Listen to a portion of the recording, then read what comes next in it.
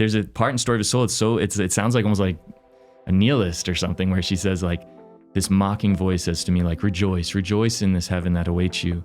When you die, you're going to find not only that is not there, but the night of nothingness.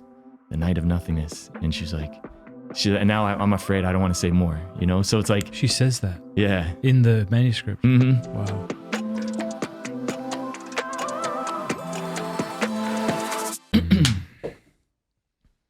So tea drinker, coffee drinker? I tend to be tea. Yeah? Yeah, if I do. I want to be a tea guy. Yeah. Just like I want to be a pipe guy, but I can't enjoy it as much. Yeah, what's the difference with the pipe? I've never experienced the pipe. Yeah, well, the pipe, it's a lot less tobacco, first of all. Second of all, you have your mouth around acrylic, not leaf. Yeah. That's a different experience. Yeah. Also, you kind of have to keep it in your craw to keep it lit. Mm-hmm. If you take it out, it tends to go out. Oh, sure. Whereas a cigar, you can put down for 5 minutes. Yes. Okay. Are you ready, Josiah?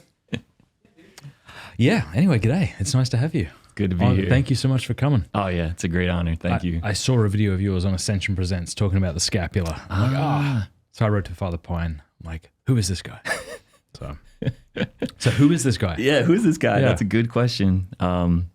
Well, a Discalced Carmelite friar, priest, Christian, first of all. And yeah, I'm such a blessing to be here and to be able to share about the scapular, share about our spirituality or whatever we want to talk about. Yeah. Were you always a Carmelite? No, I was not a Carmelite. I started, after I had my conversion, I was discerning different orders and thinking about a lot of different places. And every time I visited, it just didn't seem to fit, you know, like certain things were really good, but other ways I just knew like, I don't think this is for me. And so I ended up in diocesan seminary, and it was kind of by default, but in a way then God just like made it very clear I was meant to be in diocesan seminary, and ended up becoming a diocesan priest. And then 5 years into being a priest, I ended up becoming a Carmelite. What was that transition like? Yeah, it was. If you don't mind talking about it. No, not at all. It's crazy. I mean, Pope Francis has a good phrase from way back. I remember at the beginning of his papacy, he said, God is a God of surprises. And I experienced that firsthand in the sense that I had no idea that God would call me to the religious life after I was ordained a priest. I knew it was possible, but I kind of always looked at priests who did that and thought like, they're kind of trying to just like run from the ministry, you know, or it's like, it's getting too hectic. So they just want to go pray, and that'd be nice. You know, it's kind of like a fantasy, right? And so I already kind of had that in my mind. So when I started experiencing this call to Carmel, it was like, I don't know if this is for me. I don't think I could do this. You know, I don't want to be one of those guys that just like runs away. And God it was through reading Carmelite spirituality, it just became so clear to me, like, this is who I am, I guess, you know, like, it's not just like something I like or something I want to do. It's like, this is me at my being is Carmel, you know? And I was like, and how am I supposed to live that, you know? And many people can live it in different ways, but then little by little, God just started showing me like, I actually want you to be a friar, you know, a Carmelite friar. And so it was like, it was a big surprise in that sense. I did not see that coming. But it became like one of the most joyful things of my life. And how long have you been a Carmelite friar? I've been a Carmelite friar now. Yeah, shoot. 8 years. Okay. Yeah. Were you afraid as a diocesan priest that the novelty would wear off and you'd be stuck in this order that you made, you know what I mean? Like, yes. I should have just remained a secular priest who read Carmelite spirituality. Was that a fear? Wow, you just spoke directly to my heart. Well, I just know that would be probably something I would do. You know? Yes, definitely. No, it was because I thought, because I've been to, you know, every once in a while you can get really into something, you know, and it's like, I do it like every Tuesday. Every Tuesday I'm really into something, and by Friday I don't want anything to do with it. Yes, I think we're built the same way. Different personalities. But it's cool though in a way, because it keeps you interested, engaged, you know, and so I love different saints, you know. I'd always go through different phases of saints. And so I remember when Carmel started, I did think like, maybe this is just that. Like, it's just a fad, not a fad, but it's just something I'm really into right now. And I don't want to make a rash decision, you know, and do something like lock myself in. And I remember it got to a point where I was actually really nervous. Like, am I going the wrong way with this? Am I just like taking this like to an extreme? And I prayed one night. I was like, Lord, like if I'm going the wrong path, and I don't want to mess up my life in a sense by like doing this, please show me, and I really prayed like, just please make it clear if I'm doing the wrong thing. And that next morning, I remember I was in the rectory. It was a Sunday afternoon, and the doorbell rang. And of course I was like, I don't want to get the door. I just, I'm really tired. But I was like, no, let me go down there. And opened it up, and it was this lady who was like, hey, I'm a secular Carmelite. It's just like a third order lay Carmelite. And I just want to let you know, I'm praying for you. And I met you like 5 years ago, and you might not remember, but I was going to Avila to do this course on spirituality. And I told you I would pray for you there in Avila to St. Teresa and St. John of the Cross. And I did, and I bought you something actually. And today I just knew was the day I should give it to you. And it was a priestly vestment of Our Lady of Mount Carmel. Wow. It was just like, what? Like, so those kind of things just helped me see like, all right, this is from God. Like, this is not just me getting into something, and kind of helped offset that fear that I really did have, Wow. For those who are unfamiliar, what are the Carmelites? Who are the Carmelites? Yeah. Well, the Carmelites, we really base ourselves on the prophet Elijah. We consider him our spiritual father because he was on Mount Carmel. So all those like, wild things he did, slaying the prophets of Baal, calling down fire, was all on Mount Carmel. And so we consider him like he kind of started this way of life on Mount Carmel. And you hear about like the company of prophets, so these kind of followers of Elijah that he had with him.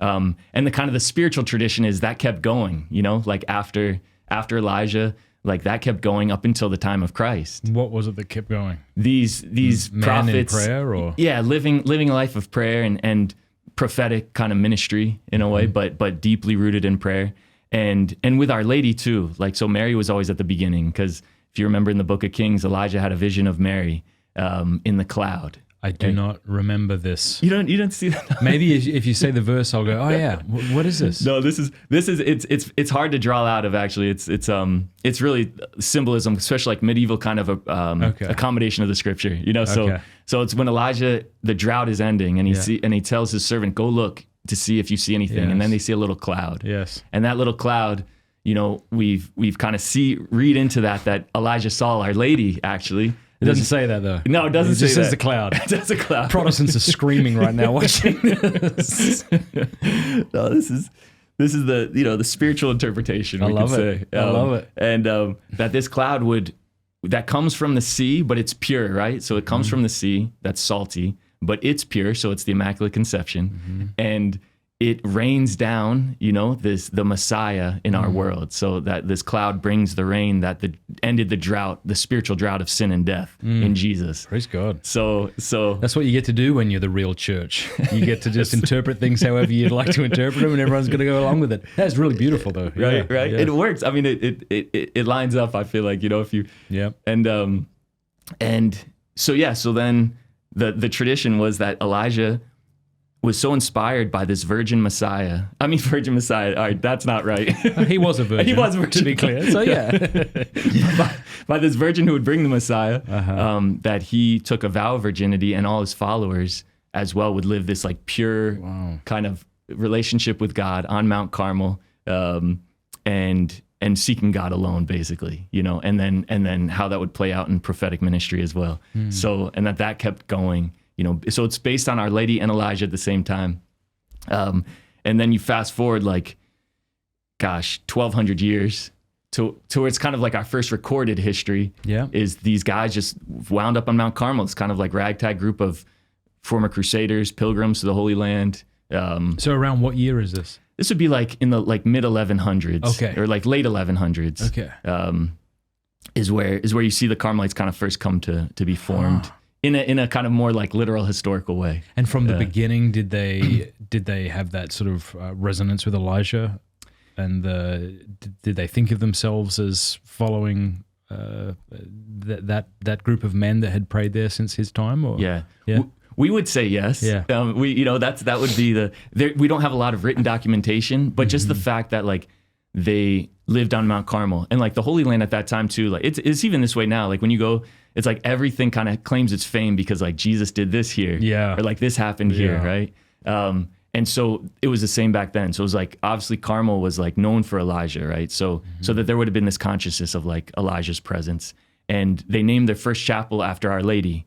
So that too was kind of a sign, because like they could have just named it after Elijah, but they named it after Mary. So it shows like they were totally dedicated to Mary, but in this kind of Elijah spirit on Mount Carmel, and that there was a consciousness of that, or like at least like a seed of the spirit of Carmel was there in that way. So when did this, as you put it, a ragtag group of fellas come up with a prayer rule, get the scapular, the habit? Yeah, well, that and was... these are all very softball questions to you, sure. But I actually am really interested, and I think a lot of people are. I appreciate it, though. And it's a good chance to share, because, it's not, you don't always get the history this way. And not that I explain it the best, but as time went on, these guys like who are living a very, you say, eremitical life, so kind of as like organized hermits, not too different from like maybe the Carthusians, you could say, although they had a little bit of an apostolate, meaning that like if there was some good reason to go out and preach or to like go do works of charity, like they were able to do that. They'd leave their solitude and go do those works, but then they'd come right back to their solitude. So it was this kind of like the contemplative apostolic dimension were united in that way. And so as time went on, though, they were like, we need kind of protection, like a way of life that will like help us survive. Because if they're just like informal, just kind of all there, like they could disband easily. So they ask Albert of Jerusalem, who's the patriarch of the Holy Land, of the Latin Kingdom, to write them a rule. And basically he just kind of like wrote what they were already doing and codified it. And it's a beautiful rule. It's very short, and it's to the point. It's very spiritual. It's not like a lot of rules per se, but it's like kind of gives just like an overall sense of, what the spirit of Carmel is, what they're supposed to live. So it's a neat document from that time. Do you know offhand what some of the things are that is written in it? Yeah, like one of the main things is we do this all in allegiance to Jesus Christ. That's kind of how it starts. So it just helps like put the focus. It's like it's all about the Lord. Like whatever we do, it's just all for Him. And then it talks about like living in one's cell, and really the heart of it is like meditating on the Lord day and night. Is what they say, like to always be meditating on the law of the Lord, which really for us means like always living a kind of contemplative existence, trying to like always be praying no matter what you're doing. And that's possible too, kind of gives hope that like one can live that way. You can always be meditating on the law of the Lord, whatever you're doing. Was there any kind of prayer rule that was established and had to be followed? Not too much, not something laid down, it was kind of like it was just their prayer already. But then, as time went on, it was like, and do the canonical hours, that was one of the things like added to the rule, not too much later, but it was like, doing the canonical hours to kind of make it more official. But they just lived such like a spontaneous life of prayer. It's hard to see like how they would have structured that. Now we need more structure. I feel like we need to like kind of lay it out, because it's easy to say like, oh, everything I do is prayer, and which means like you just don't pray, right? But it seemed like that primitive spirit, kind of was driving them, and they didn't need maybe a lot of rules or different things at that time. But do we know how many kind of men were there? I think it started out like, you could say maybe like 15 or 20, and then it started to grow. Okay. And as it grew, they started founding new like hermitages in the Holy Land. And at this point, are you all wearing the habit, or is that something that developed? It probably developed like a little bit over time, but even just like the regular dress back then was just kind of like, they were probably just wearing like rough sackcloth, right. Just not a lot of variation. Exactly. Back then, okay. So they were just probably living like penitential, kind of like what other groups of penitents would have lived, or like the early Franciscans or certain things. But then as they like started founding different places, they became more official, kind of more of a habit. They had this mantle, which is like the prophetic mantle of Elijah, but it was striped. Okay. And so it was very different because it was striped. And one of the controversies later, after the Muslim reconquest of the Holy Land, they had to leave, and the tradition is that first group was martyred on Mount Carmel while they sang the Salve Regina. Wow. It's kind of a very beautiful, poetic way to go. And but a lot ended up going to Italy, to England, to France, and starting the way of life there. So that's kind of how it got to Europe. But they had this striped mantle that people were like, what is that? Like they really made fun of them, actually. It was like, and it almost like kind of led to their suppression, because they just seemed like this weird group. Like, why this mantle, and what are you doing? Yeah. So yeah, interesting. Okay, so when did, unless there's a lot to talk about before, Our Lady of Carmel give the scapular, and how did that happen? Yes. Well, kind of coinciding with this, like being sort of persecuted in a way by this being this new group. And there's already all these other mendicant groups starting. Yeah. You know, this is right at the time of Francis Dominic, like not long after. Interesting. So just not long after that, because there was a ton of chaos, obviously, regarding the mendicant orders. So, exactly. And then you all show up, exactly, looking like zebras. Or like, what was the stripes? Were they horizontal or vertical? They were horizontal. Okay. They were horizontal. Yeah, like the old prison uniforms or something. Okay. Or, like, but. And also, you know, all the controversy with the mendicants too, like the bishops were threatened by them too, because it was like taking the people from the parishes or different things. So it was already, and there was a council, I forget which council it was. It was, I think it was one of the Lateran councils, actually forbid any new orders because it was like so chaotic. It was like, no more. Enough's enough. Enough's enough. It's like, pick one. Yes, exactly. Exactly. There's wisdom to that, right? I mean, you know, you just multiply these things, but the Carmelites were like seen as, okay, you're totally a new order. You have no right to exist, basically. No one, people see you as a threat anyway. So it was very close to being suppressed. And there's all these other orders that were suppressed at that time too, like that no one hears about anymore. So the tradition is St. Simon Stock, who was one of like the early generals, was so kind of, you know, nervous and just in agony about the future of the order that he was praying to Our Lady. He's like, this order is dedicated to you. We're all for you. Like, please give us some sign of your favor, bestow your protection on us. And that she appeared to him with the scapular and said, here is, you know, this sign of my privilege. You know, anyone wearing this habit will be saved. They will not suffer eternal fire. And that, like, after that point on, you can see, like, they got a lot more vocations. The popes approved them in spite of all the odds. There's even a story that, like, you know, St. Thomas and St. Bonaventure were both going to, like, argue for their suppression, and that they didn't make it to the council, and so they weren't able to. Well, Bonaventure is the patron saint of bowel issues, so who knows what happened to him on his way over? Because, sorry, that's a true story, by the way. He is the patron saint of bowel issues. See, this is good. Yeah, it's very incarnational. I mean, this is that's right. That is interesting. All right. So we survived. You know, that was kind of how through the scapular we could say, like, it was. From then on, like, you could see everything turned in our favor and we were able to flourish and like kind of plug into this new mendicant movement, but still try to retain our own identity as kind of hermits and, you know, seeking contemplative prayer. So that's, the early history of the Carmelites. Wow. All right. Well, I need to talk about the scapular right up front because we're touching upon it now. What is a scapula, and how did the tradition or the pious use of it evolve? Yeah, definitely. Well, the scapula, I mean, it's a very simple garment. You know, this is like the big scapula, right? I mean, this is like, it just means actually like same word for like shoulder, right? So like hangs over your shoulders, you know, so there's nothing too fancy in that word. It also comes from the word for sword too. So early on it was seen as like a spiritual weapon in a way. But essentially too, is just to like protect the habit, you know, it's like, because you have something that you can wash easier. Yeah. And you know, it's very when simple. You're in the garden or cooking or something. Exactly. Okay. So I hesitate to use the word like glorified apron, you know, because it became so sacred. But that's kind of like a lot of people saw it that way, and so that was kind of the neat thing. And it's one of like the evidence, I think, for the historicity of the scapular miracle is that like all of a sudden this thing that like people didn't really see as all that special is just part of all of a sudden it becomes like so sacred, you know, and it becomes like the sign of Our Lady and the protection and this great promise that those who wear it faithfully, you know, will like she'll make sure that they make it. So in a nutshell, that's kind of like where the scapular came from in terms of it's like, part of the habit. And then I heard that maybe lay people would approach Carmelite monks and they would tear a bit of their own scapular off and put something together. Is that true? Or that's my understanding too of the history is like, and I have to say, like, God, I respect those guys because I would never rip my scapular apart.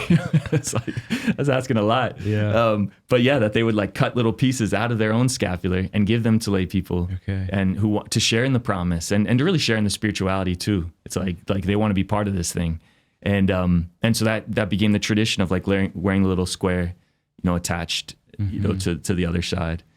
I wonder, do you think that the Carmelite scapular is the most popular devotional that you wear? I would think it would be more popular than, say, the miraculous medal. Yes. And I can't think of what's much more popular than the miraculous medal. Right. Well, it's funny. We have a gift shop at my shrine, and every Sunday, it's pretty popular, and people come out to get blessings afterwards. So we're out there outside the gift shop. So if anyone wants to bless their things, and I have to say, I probably bless 50 times as many Benedictine medals. Oh, interesting. Than I do scapulars at this point. So it's interesting. Yeah. Any reason for that, you think? I don't know whether it's just like Catholic merchandise is like going that route. It's just so popular. But everything has a miraculous medal, like bracelets. You sort of look at them with disappointment. Like, where's your scapular? Look at me. What do you think? I wish, I hope the scapular can be that once more. And it's hard too, because the Benedictine medal has this really long blessing. When you do it. So it's like, man. Yeah, why don't you go to La Trobe? Go talk to the Benedictines, have them bless it for you. Next. Well, I think what's cool about the scapular is if you're on an airplane and you see someone wearing a crucifix, maybe they're Catholic, maybe it's jewelry. Yeah. If it's a miraculous medal, they're probably Catholic. Mm-hmm. If they're wearing a scapular, it's kind of like the yarmulke for Catholics. It's like a weird, intense identifier, Like totally. No one wearing the scapular is not all in. Yes. That is a good point. And maybe that's the helpful thing with the scapular now. It does signify a real commitment. It's not just something that, like anyone can have a scapular. You don't build it into every Catholic jewelry per se. Yeah. But the hope is that we can, I would really love to see like the scapular take off again, because it is such like a beautiful sign too of like Our Lady's protection, of consecration. It's something tangible, so I just feel like the world needs a scapular in this moment. What bugs you about kind of scapulars, and this is a very trivial question, right? Like how they're made. When you see a scapular, like that's a good scapular. I'm glad to see this is the kind of scapular. And then there's metal scapulars that I know that are permitted. And then what's your take? Yes. I presume you're very opinionated on this. I hope you are. For sure. Good. No, I love getting into this stuff. And I don't know if I could use your scapular as an example. Do you want to take it off? If you don't mind. Yeah, it's just a little one. I got a big one. I did have a big one, but it was really hot in Florida. See? And it was just drenching my shirt. So I kind of saw this and I thought this is like the perfect scapular because it's solid. It doesn't hang too low, know? Yeah. And so that also does help people see it every once in a while. Like it does kind of, because it kind of sticks up maybe. And it's got like nice thick cords, So yeah, and it's wool. It's wool. Yep. Yeah. Yep. What do you think? I think it's a bit short though, this one. Look at this. Yeah, you don't think that's a bit too short? No, I think that's good. Let's have a look at yours. For over 10 years. 10 years? I'm afraid to touch this then. My grandma's. Why? Because it's disgusting. He's sweaty, and is that why you're afraid? Gives it oh, that's beautiful. Oh yeah, that's St. Simon's stock. Oh wow, this is hardcore. See, good job, Josiah. Is. It's good because the brown cord has turned a kind of purple color. He's had it on so long. Yeah, that's nice. I see. Before I hope you're more opinionated than I am about scapulars. You probably aren't because I'm pretty opinionated, and it's not a virtue. It's impressive. Yeah, but I'm not a fan of scapulars that have images sewn onto them because I find they often look kind of cartoonish and silly. I also don't like when they'll have like Padre Pio and I'm like, what does he have to do with anything? Why is he there? You know? I like just brown, nothing on it. Yep. Yeah, simplicity. The other thing too is I was like surfing a lot in Florida and I lost, I think, at least 2 scapulars. So I'm like, when it's tight, it's not coming off. And that would be the time you'd want the scapular the most, probably, is when you're surfing, I imagine. It can be scary sometimes. It's all right. Give us your opinionated views of the scapula and make them blistering. All right, wow. Well, I think, the scapulars are like well made. They're not going to break apart, and they don't have to have, the ones that would get me actually, and gosh, I don't want to alienate any like scapular manufacturers, but like the plastic coating. Yeah, I don't like that. And I mean the scratching, maybe, but it's like penitential perhaps, maybe, use that as a... Yeah, it also looks silly. So that's another, that's a joke. So it's also penitential in that respect. No, I know what you mean. I don't know why they do that. I guess it's to maybe waterproof it somehow or to protect it. Sure. Yeah, I don't like that. But that's not my favorite. I also, I'm sure it's all what I'm saying right now, none of it is meant to invalidate anybody's scapula. Yes, it's more just my little annoyances that are just about me more than the thing, right? But I also don't love it when scapulars have like a white cord. Yes. Just keep it all brown. Right. Yeah. Yeah, why? What's the need? That's the thing. It's simple enough to do it. That scapular is so simple, but why do you have to embellish it and all these things? Yeah. Some people too have the there's all the other scapulars from other traditions that have kind of gotten popular. And, Did you guys look at that with scorn? Kind of. This is green scapular. Get out of here. And I'm sure they have beautiful traditions. Indeed. It's a funny thing. It's just like how this stuff works. How the brown scapular becomes. It outweighs all those other ones, how that historically happened, it's just, I'm very proud of our scapular because I think it's just helped so many people too. The brown scapular, the promises, what it means. I think one of the things that annoy me at times with scapular stuff is like people can get so focused on the nitty gritty of it and it almost become like scrupulous about the scapular when it's supposed to be this like sign of like hope and just but then it all becomes like how much do I have to wear, like what if I take it off for this one thing and or if it's a different material or if it's this or that or the promises, what if I don't do this or do I have to do that? And it's like, and I understand those things have their place, but we can get so focused on it. Well, it's also just it's treating God like a vending machine. I got to put the money in this way and press this button as opposed to a loving father with a loving mother, the Blessed Virgin, who wants your salvation. Yes, exactly. I'm thinking of an analogy. If I told my kid I'll take him to Disneyland or something or the beach or something, and then all morning he's wondering what the loopholes might be. You said Disneyland, but when you say that, like, what are you doing? I love you. I want good things for you. I told you what we're doing. Let's do this. You can entrust yourself to my desire for you. Yep. Something like that. Maybe. Exactly. And it's that whole thing. We're always suspicious of what seems too good to be true, or too beautiful or too good. And and I think it's a great, what you just said is a great way of like Carmelite spirituality in general is like, you can trust, that this promise is real. And like, if it's too good to be true, like God is the source of that. So it is true. It is real. You don't have to doubt it or undermine it by that, Yeah, because trust is trust by its very nature is an emphasis on the other, isn't it? Yes. Like if I trust you, I'm trusting you. Yeah. Whereas if I'm trying to manipulate you to give me what I want, do you know what I mean? Yeah. Which sometimes may be the way we pray and think about God and his love for us because we're scared and because we doubt his goodness like Adam and Eve did in the garden. Yes. And like humanity has done ever since. Trust is scary because it takes the control away from me, right? Yes. And it puts it on you.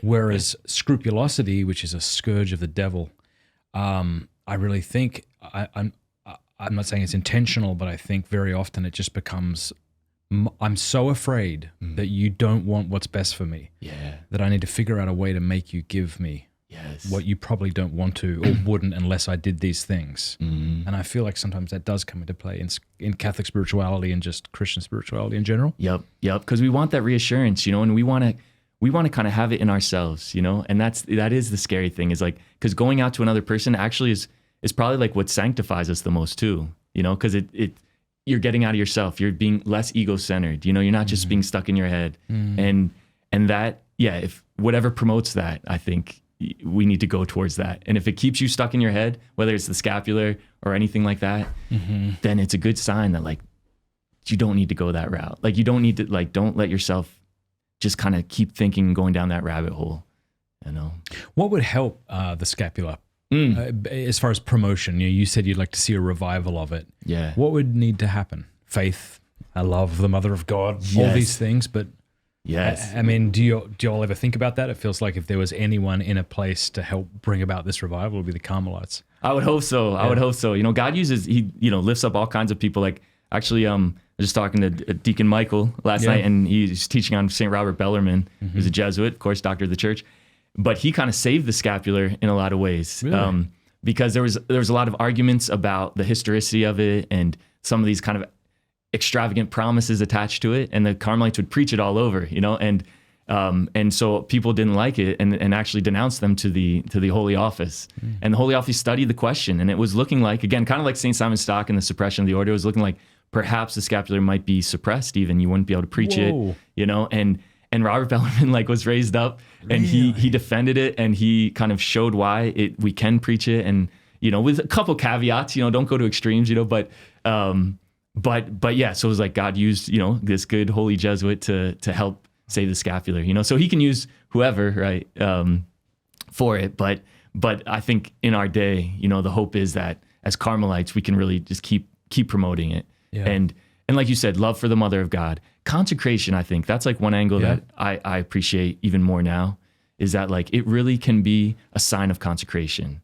And that's kind of what it was originally. Like Carmelites were like early on in the sort of understanding of consecration, like Carmelites kind of like stood for that in a way. People thought like, if I want to like belong to Mary's order, like be totally Marian, I'll become a Carmelite. That was like a lot of motivation for a lot of people in the early days to become Carmelites. And so now, that Carmelite spirit consecration has spread, has exploded in the church. Yeah. But I think the scapular can be like really, it's almost like this primal sign of like totally belong to Mary, and she clothes you like she clothes her child and protects you, and just like you're totally safe in her arms. I think of like St. Juan Diego, and that promise of Our Lady Guadalupe, like, what do you have to fear? Yeah. Am I not here? I who am your mother. Yeah. Beautiful, yeah. Yeah. So what were the Carmelites like shortly before the revival? What was it, the 15th century? John of the Cross and Avila, or 16th? 16th Century, yeah. Because it's funny, sometimes you'll read about the lives of saints and they'll complain about how they're great sinners, and you're reading their stories being like, okay, you're just showing off. You're like the kid who gets a B, or a kid who's going to get an A, but you're saying you failed it when I know I actually did fail it. So it's just frustrating sometimes.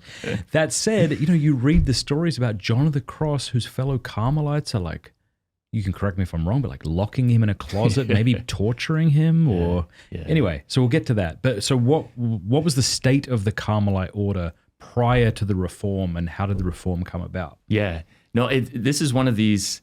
I think if you look at the history of a lot of religious orders, you see this like the beginnings, right, are like glorious and like these great saints. And then things kind of just get worn down over time. Maybe the routine sets in, or people try to find loopholes of things, or people join that maybe don't have that contemplative vocation, but they just want to be part of it, and then kind of water it down.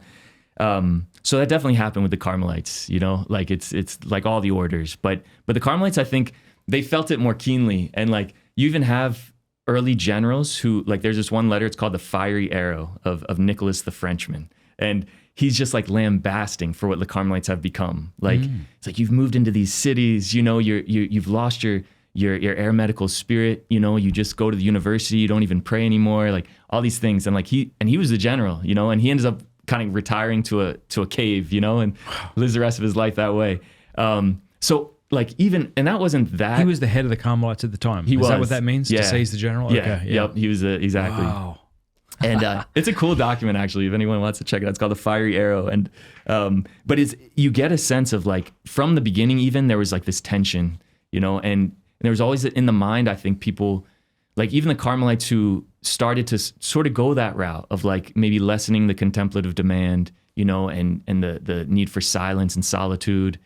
Because it's hard, it gets hard, and it's easier to kind of do other things, even good things, but it's sometimes just easier to do those things than just like sit in your cell and be poor and empty, and so yeah, over time, as like kind of people started wanting to go more the route of like, we want to be like the big theologians, we want to be like everyone else in a way. They left the striped mantle, they gave it up because they were like, we don't want to like be too different, and so because of that kind of, I think, spirit of a little bit of compromise. I got to see if this striped mantle is online. Oh, sure, yeah. Do you have them? Do you know what they look like? We have like paintings of what they look like. You should be able to find it, I think, if you put it in. Yeah, because I'm thinking, you have Claire and Francis's habits. Whoa, is that? That's a good. Yeah. Is that it or no? That looks. See. That's pretty wild. I think more of like that painting. This one? I see. What's funny is how like we're all about going back to tradition until tradition looks kind of cringe. And then we're like, well, let's not get carried away. Exactly. Let's stick with the brown. No, it is funny because you see that like that of all the things to reform, that was not brought back. Isn't that funny? Yeah. You're serious about this, John, right? Yeah. So should we bring no. Just calm down there, champion. Okay, but so was it white and brown, or was it a light brown and a dark brown? It was probably it was probably unbleached. It was like unbleached and bleached, or, it was just kind of like wool, whatever the natural color was, probably like grayish, and then the dark, and then the black. Yeah. But so I think the state of the order like became this sort of this tension. It was like, we're not living probably how our original forefathers lived, and we always want to go back to that, and yet we also have these demands on us that like, how do you do both? And so that you just see through the centuries this tension, and it kind of, in a way, like our Holy Mother Saint Teresa sort of helped bring. I mean, she didn't totally solve the tension, but she helped bring about a way of life that kind of like helps us be faithful to that original contemplative ideal. I want to tell you about a course that I have created for men to overcome pornography. It is called strive21.com/Matt. You go there right now, or if you text STRIVE to 66866, we'll send you the link. It's 100% free, and it's a course I've created to help men, to give them the tools to overcome pornography. Usually men know that porn is wrong. They don't need me or you to convince them that it's wrong. What they need is a battle plan to get out. And so I've distilled all that I've learned over the last 15 or so years as I've been talking and writing on this topic into this one course. Think of it as if you and I could have a coffee over the next 21 days, and I would kind of guide you along this journey. That's basically what this is. It's incredibly well produced. We had a whole camera crew come and film this. And I think it'll be a real help to you. And it's also not an isolated course that you go through on your own, because literally tens of thousands of men have now gone through this course. And as you go through the different videos, there's comments from men all around the world encouraging each other, offering to be each other's accountability partners and things like that. Strive21, that's strive21.com/Matt, or as I say, text STRIVE to 66866 to get started today. You won't regret it. So you've got the fiery arrow of St. Nicholas, the whatever. Yeah, the Frenchman. That's such a great line. The fiery arrow of St. Nicholas the Frenchman. That's neat. All right, and so was Teresa around during that time, or was this long after him? Well, she came maybe like 200 years later. Okay. So it was a while after. But actually, the women had just gotten started. Okay. So for a while, it was just the men, you know? Yeah. And it's kind of interesting how it developed, because one prior general was pretty like farsighted and saw like we need to have women as part of the order, and like everyone said, don't do that, you already have all your struggles, it's going to complicate things. And there were a lot of women that were kind of living like single lives, they weren't like totally affiliated to any convent, but they were just kind of living spiritual lives and on their own. And he said, why can't we just make them Carmelites, and so he went up against a lot to do that, and it didn't seem like a great idea in certain ways. But it's funny, that was only about 50 years before Teresa of Avila came. Okay. And wow, thank goodness. Yeah, Yeah. So. Or else the Dominicans would rock right now. Or I don't know, whatever order she would have joined. Yeah. Wow. Okay, cool. And so she was a powerhouse, right? Yeah. Choleric. Mm-hmm. As choleric gets. Sure. Tell me about her and how the reform began. Yes. Well, she's an interesting figure. They're so complex and in a good way, like so rich, I guess. She's had such a rich personality, and she was someone who like everyone could talk to. Everyone loved when they met her. She's had this charm about her. And so you think of her as like this great mystic, yes. But it wasn't in the way that like made people feel bad or like feel like put off or aloof. She was just so human and so available to people. So it's kind of, she was an incredible person, but she she didn't always start that way. She had her struggles. She was, when she was a little girl, her mom died when she was like 12, and that really affected her. And she said from that point on too, she kind of started going down a bad path, like getting involved with these cousins who weren't the best influence on her. It's very modern, actually. You see like this, kind of normal progression of an adolescent girl, but she felt like this strong call in a way to God, and yet she just totally kind of rejected it in her mind, at least. And it looks like too there's good evidence that there was some romantic relationship there. For 16th century Spain too, it's for someone who wasn't married, it's just it's hard to imagine what that would have looked like. But it perhaps was even a cousin or some other person who she sort of fell in love with, and nothing. She said, I didn't do anything to destroy my honor, but I could have, and so she knew her fragility pretty early on. And her dad got scared, of this potential relationship and this kind of bad influence of the cousins. So he put her in like a boarding school in Avila, not that far away. of Augustinian nuns. And she hated it at first, you know? It's like she was ripped away from this love from her friends. All of a sudden she's with all these, like, she's in a convent, you know, and like with all the strict rules of a convent. It was like a finishing school kind of thing. But she met this nun who was really cool. She was just like easy to talk to. She was very loving. She was a holy woman. She prayed a lot. And Teresa was like, whoa, like you can be like just like normal and like good person, loving, and also like a saint at the same time. And so it started something in her. Maybe I could be a nun, you know, even though like that's not where she was before, but she's like, maybe I could be a nun. And so she ended up becoming a nun in the Carmel, called the Convent of the Incarnation. She had a friend that was there. That was kind of her main motivation. And she wasn't totally on board yet, though. It was like she had enough to be a nun. She had enough of a sense of her vocation, but it was really a fight for her. And she found a lot of happiness as a nun, but early on too, because she was so charming and like so loving and just like very affectionate, people like to talk to her. They would send her to talk to the benefactors, you know, to like people who would donate money to the convent. And so she was going out like constantly and like talking to people and having these kind of like relationships, in a way, friendships, to help support the convent. But her heart was so divided by this, like, and this is like, and it's hard to understand, but like because when you read it, it doesn't seem like it's a big deal, you know, right? It's like, well, she just had these friendships. Like, what's the problem? But she knew in her heart, like she was seeking these apart from God, you know, and she had this sense. She said, whenever I knew someone liked me, I couldn't stop thinking about them. So it's almost like an infatuation, that experience, you know, where it's like you kind of get obsessed with someone when they're in your life, and you know that they like you, kind of. It's just, you know, and so she experienced that a lot, and she knew somehow she wasn't being faithful to God while experiencing that. And it created such tension in her. And she lived in that for like 20 years, you know, as a nun. So it's, in a way, it gives a lot of hope that like you can kind of struggle as like a good Catholic, and yet your conversion is still to come. Like God is still going to intervene in your life and like maybe do something big. And so with these struggles, she was still praying. She started doing 2 hours of prayer every day, which seems kind of crazy. She didn't have to. It wasn't part of the rule, but she did it. And for her, it was like agony, because it was like when she was in prayer, she said all she could think of is how she was being unfaithful to God, and she kind of wanted to just be with her friends. And when she was with her friends, she was just thinking of like, I'm being unfaithful to God and I should be praying. And like, I may have missed something. Was she with the Augustinian nuns or? Oh, yes.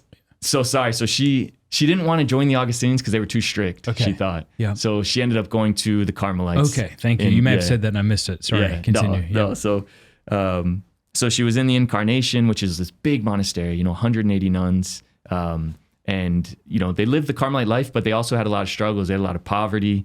They didn't always have enough to eat. There was like a class system too. Like some of the poor nuns, they lived in dormitories. The richer nuns had their own cells and sometimes dogs and things. Maids, was it? Did I read that, or maybe not? Maybe I'm making that up. No, that's true. Yeah, some of the richer nuns had like servants, and that's wild. It's so wild. Yeah, to have that class system within a convent. Yes. Well, you know, in some ways, like reading about it gives me hope, because it's like you just see how society entered the church in a way, like the worldly mentality could still and there was a good convent, like, and there was a lot of fervor there. So it wasn't like it was like, you know, this like, you know, Babylon kind of, you know, totally pagan or something. No, it was like, it was a good convent, but you can see how the worldliness works its way in. And so I think when we see that in the church now sometimes, like, it's like, all right, well, it's always sort of been this way. Yeah, we've been here before. You know? Yeah. But that was part of her discontent with the monastery, I think, it was like, it just wasn't conducive to the contemplative life that she was starting to feel drawn to. And for her, she needed to like, have God do something to intervene for her to be able to like solve this tension, this conflict in her of like the world, so to speak, and God, even in the convent. And so that led to this kind of very dramatic moment in 56, where one Lent, she had this image of the wounded Christ in her cell. And she just fell in front of it and said like, I will not get up until you change me, you know? And he did, you know, and she started receiving these mystical graces where it was like, what I can't do, like God just did. And he saved her. And she knew that. It was like, I couldn't do it. I tried so hard, but then he just poured his graces on her and poured this sense of love, his closeness, his presence was just always with her. And that from that, she was able to finally kind of like get over this not that she never had tensions anymore, but it didn't have to control her, I guess, anymore, you know? And so she was able to like move beyond some of that. Okay. And so how does she make the decision to reform the Carmelites? How does she meet John? Yeah. Well, it was never her intention, you know? That's the kind of cool thing with St. Teresa is like, she didn't think like, I'm now going to do this. Like, you know, I've made it. I see the truth. And now I'm going to like change this order. It was like, she was getting these graces. She was living a much better life. She was helping a lot of people too. You know, all these other nuns would come talk to her and she would teach them about prayer. And she was happy. She was like, I have my cell. I'm happy in my cell. I can pray. I have my friends. But then there was this group of people that would come together for prayer and just to hang out. And at some point, they were talking about, why can't we do what our first fathers did? You know, those original hermits on Mount Carmel. Why can't we do that? And it was one of these questions, just like, why not? Why not? And at first she was like, no, I can't do that. Like I don't have what it takes. But then in prayer, the Lord said, like, do everything you can to make this project work. So in spite of herself, she like planned all these things. She had to like kind of go around a lot of obedience in a way. She never was disobedient, but she had to like really kind of, you know, work her way through these. Skirt the line. Yep. So, and it all worked out. Like she was able to found this new convent of San Jose where they lived kind of according to what she had experienced, basically. Like, you know, I don't mean to turn the spotlight away from the Carmelites to the Franciscans, but it does remind me of Groeschel and those other men who are like, we could go back to the way things were, at least at some point within the Franciscan tradition, and live that way. Yes. Yeah. Yeah, I don't know too much of that story. So that was kind of, they were Capuchin originally, right? Yep. All right. Yeah, there were Capuchins, and you know, I think there was 6 or 8 or thereabouts, led by Father Benedict, and I think he got permission to found this order. You know, but just this desire to live amidst the poor, to sleep on the ground without mattresses, to wear the habit. You know, when the habit, when people were getting rid of the habit and things like that. I mean, this was back in when was that? The 80s. So that was kind of revolutionary within the church right then, as everyone's like, call me Jim instead of Father Jim or something. And so that's beautiful to see something similar like that. Yeah, okay. Exactly. And every age has their like struggles reform, like that, you know, with a need for reform. Yeah. And then of course what happens is, I'm sure you've got people who are left behind who are looking at the new people on the block going, you think you're better than me? Yes, exactly. So I'm sure that's what happened with Teresa. Yep. And you got it. Like that's the source of so much of that angst that was created. And like St. John of the Cross eventually going to jail, you know, it's because, you know, people saw her as like, what are you doing? Like, first of all, too, you're a woman, you know, so it's like, who you think you are, like, to start this new thing. And even just like with the town just like raised against her. Like, she's like, we have all these convents and they need food and we don't have enough. And how are you going to do this and like start this new thing that we're going to all of a sudden have to feed all these other nuns? And so she had a lot against her. A lot of people were, you know, striving to make sure this thing didn't work. But she just kept being faithful. You know, she knew God was calling her to do it. And again, he was pouring his mystical graces. Like he was confirming it constantly. Like, this is a good path. This is a good way. And the sisters there were progressing a lot in the spiritual life. And it got to a point where the general of all the Carmelites came, and he was doing visitations in Spain of like the different convents. And there was a lot of abuses, like just a lot of not great things going on in certain of like the monasteries, especially the friaries. And he makes to Avila. So he's frustrated in a lot of ways by what he sees. And he wants reform, but he doesn't quite know how to do it. And the things he did try to do, they just like, he leaves and then they just go right back, you know? And he meets Teresa, and she was really nervous that he was going to get mad at her and say like, you know, no more. But he was so impressed by her. And he was like, this is what I've always wanted. And like, you're the only one, like you've brought it back to what it was, you know? And so he gave her this like, you know, unprecedented permission. He said, go found as many convents as you have hairs on your head. Wow. So, and for her, that was like total vindication. Wow. You know? Now, as opposed to the giant monastery she was originally in, my understanding is that she had a specific number of sisters that she wanted to live in each convent. Is that right? Yep, that's right. Yeah, because she thought one of the problems of the Incarnation was just too many sisters. You know, so you could get lost in the mix. It was hard to like live as much of an intentional life. And even just like fellowship, like you end up having cliques, you know, you have all these, like you have to find like a little group of friends that you just sort of hang out with, and it can create divisions and stuff. So she thought 13, for Christ and the apostles. Ah, really? Okay. That was her original idea. As time went on, she had to be a little flexible because like all these girls wanted to join. So it ended up becoming 21. Okay. But it was but 21 was like the absolute cutoff. It was like, But that's no more. it. No. So is that what it is today? That is still. Yeah, Wow. that is still. That's beautiful. Big shout out to not that they'll ever watch this, but the Carmelite sisters in Jacksonville, a little bit away from where I live in Florida. My wife and I recently donated some money to them, and we would just highly encourage that people support them. The beautiful, beautiful sisters who are doing wonderful work there. Yeah.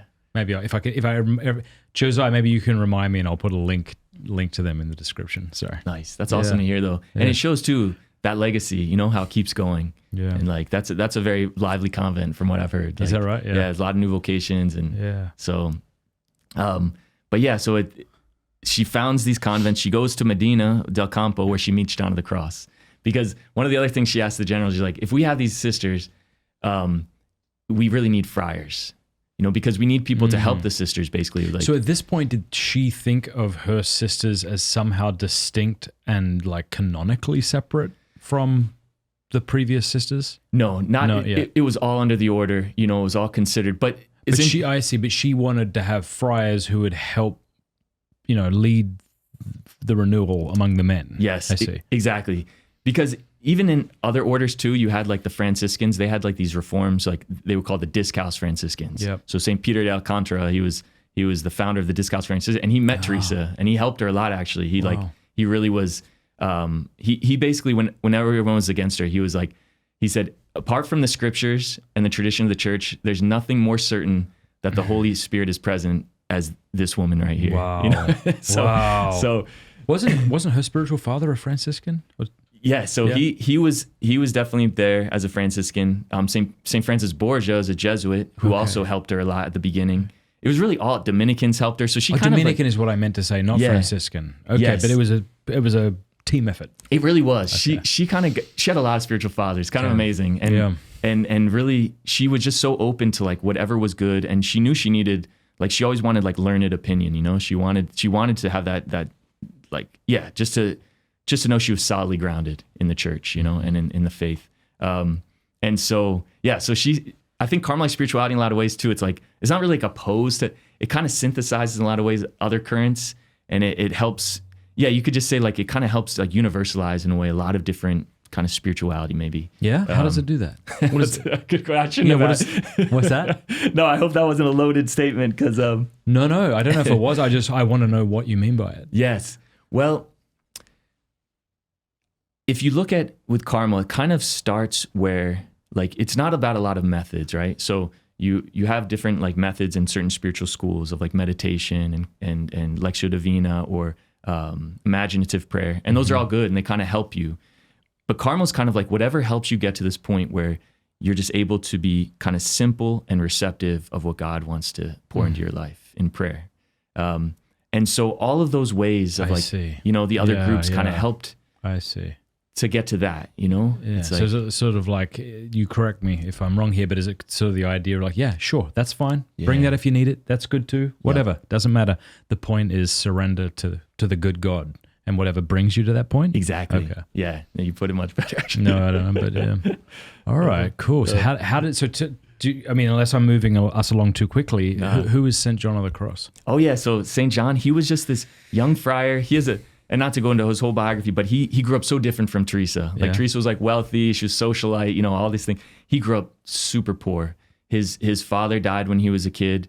And his father actually was like of the higher class, but he fell in love with his mom, who was the lowest class. She was a servant girl at like an inn. Yeah. But he was so taken by her beauty, by her goodness, her holiness, that he and his relatives disowned him. So if John's father was disowned by all his parents, his uncles and stuff, because he married lower, and really low. And so he lost everything. So it's kind of beautiful because it like, you can see that romantic nature in John too. It's like, give up everything, for the love, for the beloved. Wow.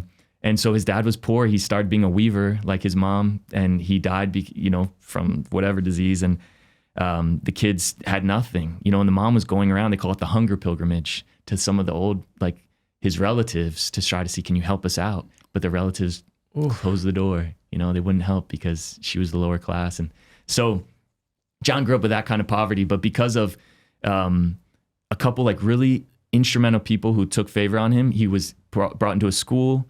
He was educated and he was super smart. So they like, you know, kept him going, and he helped out. He worked in a hospital to like make money, and it was a hospital for syphilis, you know, back then. So he was just like, he saw a lot early on, let's say, you know, and imagine 16th century hospital, what that would have looked like, you know, and all that he went through. And so he knew human fragility, and he knew, so again, it's like, he was very human, I guess, like Teresa, but great poverty. But he did so well in school that they actually offered him to be the chaplain of the hospital, which was like a high position. The Jesuits wanted him to because they were new, and he went to a Jesuit school. But he, for different reasons, he decided to become a Carmelite. Even though Carmelites weren't like the most splendid of the church, you know, of the orders, and they were struggling. As I said, there was this tension. There was kind of they had gone down a bit, and but he loved Our Lady, so it was Our Lady's order, and that eremitical ideal. You know, he wanted that like alone with God. You know, God alone is my everything. So he wanted to join the Carmelites. But early on, he felt some dissatisfaction too, and they say he wanted to be a Carthusian. So he was planning on leaving actually to be a Carthusian, and that's right when Saint Teresa met him. So he had this idea: I'm going to go be a Carthusian so I can follow this call of God on my life. And Teresa said, "Don't do that. You know, stay with us. Like, you can have all that you want, like within Carmel, and just help with this new thing that I'm doing." That she got permission to start these convents of friars too. So he joined ranks with her, and they started this common project of the reform of Carmel. And he kind of was the head of the you know, the male part, even though it came from her still, but he was like her kind of vicar in a way. Of starting the male branch of the Discalced Carmelites. So since the general was so pleased with Teresa, presumably John had his blessing as well? Yeah, well, it's really the men. The men caused all the problems because Teresa was told you could only found 2 friaries, right? Because the general was afraid that like it could lead to division, the men. He wasn't afraid of the women. Oh, I see. So with the hairs on the head comment had to do with convents, but only 2 friaries that can follow a strict rule for the men. Exactly. Okay. Exactly. And so John was totally innocent in this. Like he started, you know, he started Holy Mother's Project. They started this first little convent called Durello, or monastery. But early on too, it started growing a lot. And so more people wanted to join. And because of the intervention of very powerful people, even like the king, the general allowed a couple more foundations. But then all this political stuff happened, questions about jurisdiction. This cardinal gave power to a friar to like found as many convents as he wanted, basically. Even though, so this cardinal had power from the Pope, but the general didn't believe that and didn't agree with that. So it was this like crazy combination of like discord and not knowing where jurisdiction was. Wow. So they ended up founding all these new convents against the general's wishes because they thought they could, basically. They thought they could, and they really could. But it didn't go well. And that's where like all the fights started, you know, and poor John was in the middle of this, you know. He was just a holy man. He was like the novice master, the formator. But he was eventually arrested, you know, for being disobedient. By his order. By his order. I don't even know what that means, right? Today, that doesn't make sense to me. It's so different, you know, with separation of church and state and everything is so different. Right. It's like, but back then it was like, if you were a friar, let's say, and you ran away from the convent, like the civil authorities would like bring you back. That's kind of cool. You know? All right. Yeah. So then he was imprisoned in basically the size of a cupboard. Yes. Yeah. Is that right? They took him to Toledo, and he was in their monastery, big Carmelite monastery there. And they put him in, it was basically like superiors or other, like, let's say a bishop visited, they would have like a guest suite. And one of the rooms was kind of like a bathroom, you know, whatever bathrooms looked like back then. And he was put in that. Okay. So this like little cell that was meant really just to be a bathroom. Okay. And he was there for 9 months because he wouldn't give in. What? Yeah. 9 months in a bathroom. So, you know, there was an actual toilet in this bathroom, so he could live there, and they would give him his food. Is that how it worked? Yeah, with the toilet thing, they must have had just like a bucket or something, but they didn't let him change his habit one time or clothes. He didn't get washed one time. What? They would give him some bread, you know, and some sardines maybe, but like, you know, it was terrible conditions, terrible. And like, they wanted him to give in. All they wanted him to do was say like, okay, I'll go back because they saw that, they thought he was being disobedient To the general. And he was saying, no, like we have permission to do this, and I'm not going to go against St. Teresa, you know? So, 9 months is a lot of time. Did someone not try to get the general and the Pope in a room or on a text thread or something? That's right. Well, it's funny you say that because St. Teresa, she went out of her way. She wrote the king. She wrote so many letters. Like, no one cares about John. She was saying that, like, why isn't anyone doing anything? Like, he was totally forgotten, you know? Wow. But that's how it goes. And in a way, he used that time. Like when we talk about the dark night, you know, like he experienced whatever it took him to get to that point of like total surrender and union with God. Like it was through those 9 months. It really makes Thomas's house arrest in a castle look pretty easy, cushy, doesn't it? You know, like that's unreal. Yeah. And did he have any writing instruments, or did he, because I know he wrote some of his poetry during that time. Maybe he just memorized it, or? Definitely, exactly. He memorized it. So, well, towards the end, there was a more sympathetic guard, and he gave him some like pen and paper. And so he would write stuff down. But it's really neat because everyone thinks like, well, the Dark Night, that poem would have been written in the prison. But he didn't write that in the prison. He wrote that after. What he wrote in the prison was, there was a couple of them, but one of the main ones was the Spiritual Canticle. Okay. Which, if you ever read it, it's like the most beautiful like love poem, and it's basically the Song of Songs in a way. I love it. Right? Yeah. And all this images too of like open fields, water, like animals, like young love, and all these things. And so he's writing that in this like nasty little bathroom where he's sick and stinky and just struggling, you know. But that's how God was working in him. He was able to like just go to the beauty of God, you know, regardless. And so that poem, I think, carries even more weight in a sense because it came through just like abject suffering. Wow. So, I mean, how would you, because it is kind of sometimes confusing for people why the church does have all these different orders. And in one sense, they all seem very similar, but obviously there's distinctions that are distinct enough to necessitate that they remain divided. So, you know, like when I think of the Dominicans, I would think, you know, of the intellect, I guess. You know, when I think of the Franciscans, I think of the poverty. When I think of Carmelites, I think of union with God. Now, okay. So, but what's tough? Maybe it's just the emphasis, because it's not like the Dominicans aren't down with union with God, and it's not that the Carmelites aren't down with the intellect or poverty. How would you talk about these distinctions? Yeah, you said it so well, actually, because it's like emphasis, and it's putting you. We could say like the charism. You know, like every order kind of has a specific charism from their founder that helps them live the gospel in a unique way and representing the life of Christ in a unique way. And so I think union of God would be that focus, you know, intimacy, union, the experience of God. Like we all, like everyone wants that, but like we kind of put all of our bread and butter on that. Like and we could say there's an immediacy to it too. Like where people say, yeah, I want to be united with God and hopefully in heaven. It's like, I think the Carmelite sort of instinct is to say like right now, like I don't want to waste any time. I don't want to like, and John is like, go up the mountain. Like there's all these other ways you can get up there, like wanding and Nada. Yep. Wow. Just go right for it right now. Like why wait? You know? And I think that's part of the Carmelite. Like there's almost an impatience for union. I think. That's beautiful. Yeah. So then did the convents, so once how did John get let out? Yeah.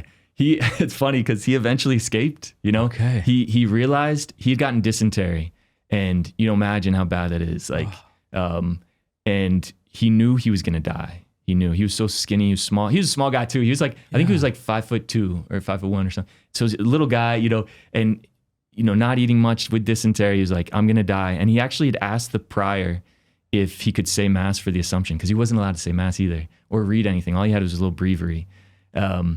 And the prior said, yeah, when you finally stop being disobedient, we'll let you say mass. And John was like, all right, I'm going to die. so and part of the tradition is that Our Lady appeared to him and like showed him how to get out of the jail. You know, now some witnesses say that, you know, no, I'm all about it. Let's go with that interpretation. I like that more.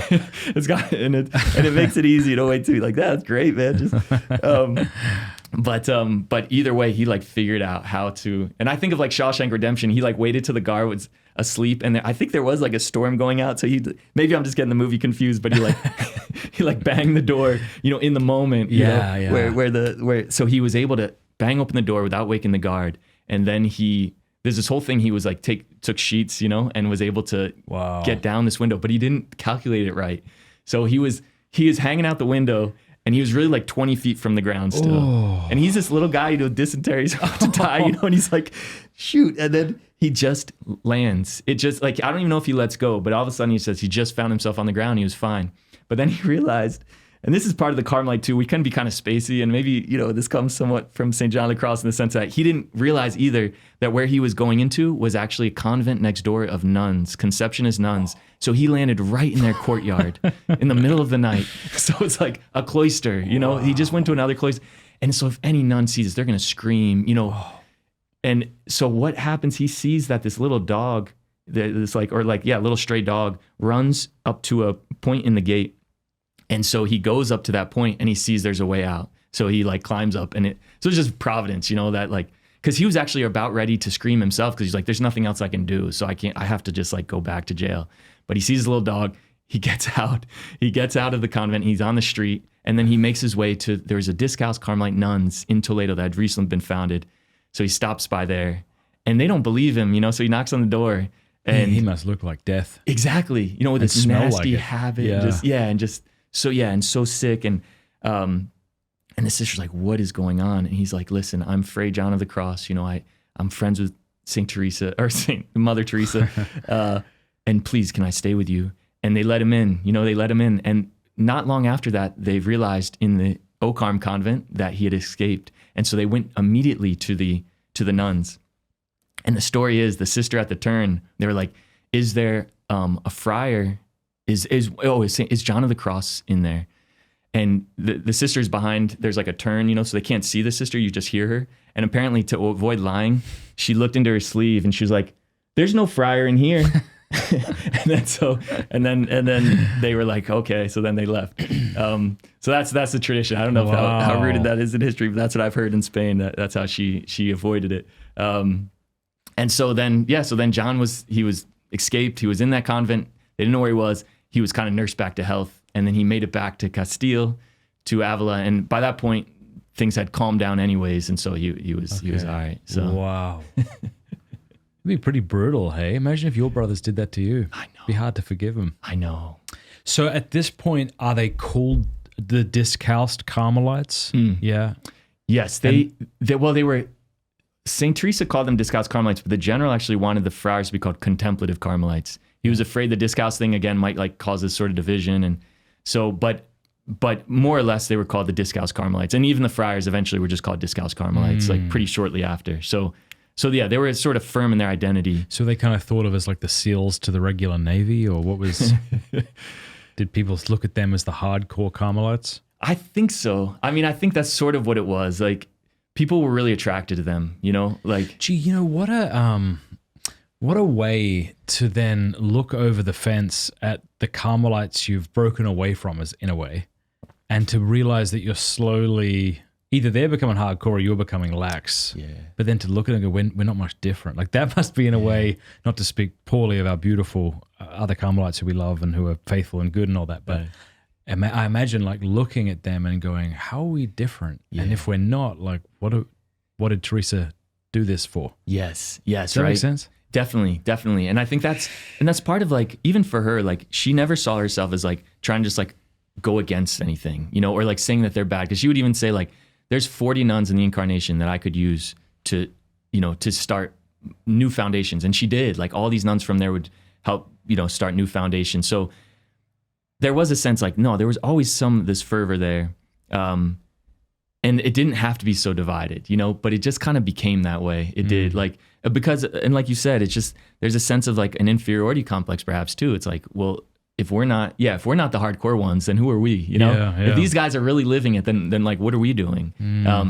And it didn't mean to be that way, but I think it did kind of happen, but suffice to say, like, it's interesting, the O-Carms have always kind of kept going, even in Spain, even though like the Discalced like took over in so many ways. Yeah. But the original Carmelites still, and we're very close, we share the same family, same spirituality, but of course there's those little. But we hate them. Is their habit different? It is a little different. Yeah? It is a little different. How so? This one, so I noticed you're wearing shoes, which upset me. no, I got sandals. Oh, is that what that means? I'll Doesn't send you. discalced mean without shoes? Oh, Though? I see. Yes, you're right. No, you did your homework. I'm glad you said. No one knows what discalced means, but yeah, it means shoeless. And actually, it's funny. John originally didn't have shoes when he started, and Teresa made him wear shoes. Oh, made him wear really? sandals at least. So we want to be faithful to Teresa. We'll put on the shoes. So then, do y'all try to make you wear sandals? Is that the thing? Yeah. I mean, that's part of it. I think. Again, kind of like the emphasis on like union with God, like some of those, even those secondary things, like we don't always, like you'll see friars who wear shoes, you know, but they it's can like, become distractions. It can be again, but it's still, there's some important, there's a symbolism there, you know? And it's just easier too in a lot of ways. But then the habit, like, so Teresa cut this. So the original one's kind of like the Dominicans. Right. It's real long, you know? Yes. And Teresa, so this is kind of a relic of Teresa in a way. She just like cut it, you know, just the less material, made the scapular shorter. And just gave it to John. Your scapula is shorter than the O.C.D? Yes. It's a little shorter. It's supposed to be. First of all, can we just pause and just reflect upon the fact that there is enough of a weird contingent of human beings that will actually be interested in this conversation? Isn't that wild? Well, like, there's going to be thousands of people who watch this who are interested. How weird are we all? Well, I'm fascinated by this. So how long is your scapula compared to the O.C.D? Our scapular it's supposed to be 3 fingers. This really gets into the nitty gritty, man. It's supposed to be 3 fingers difference, so like that.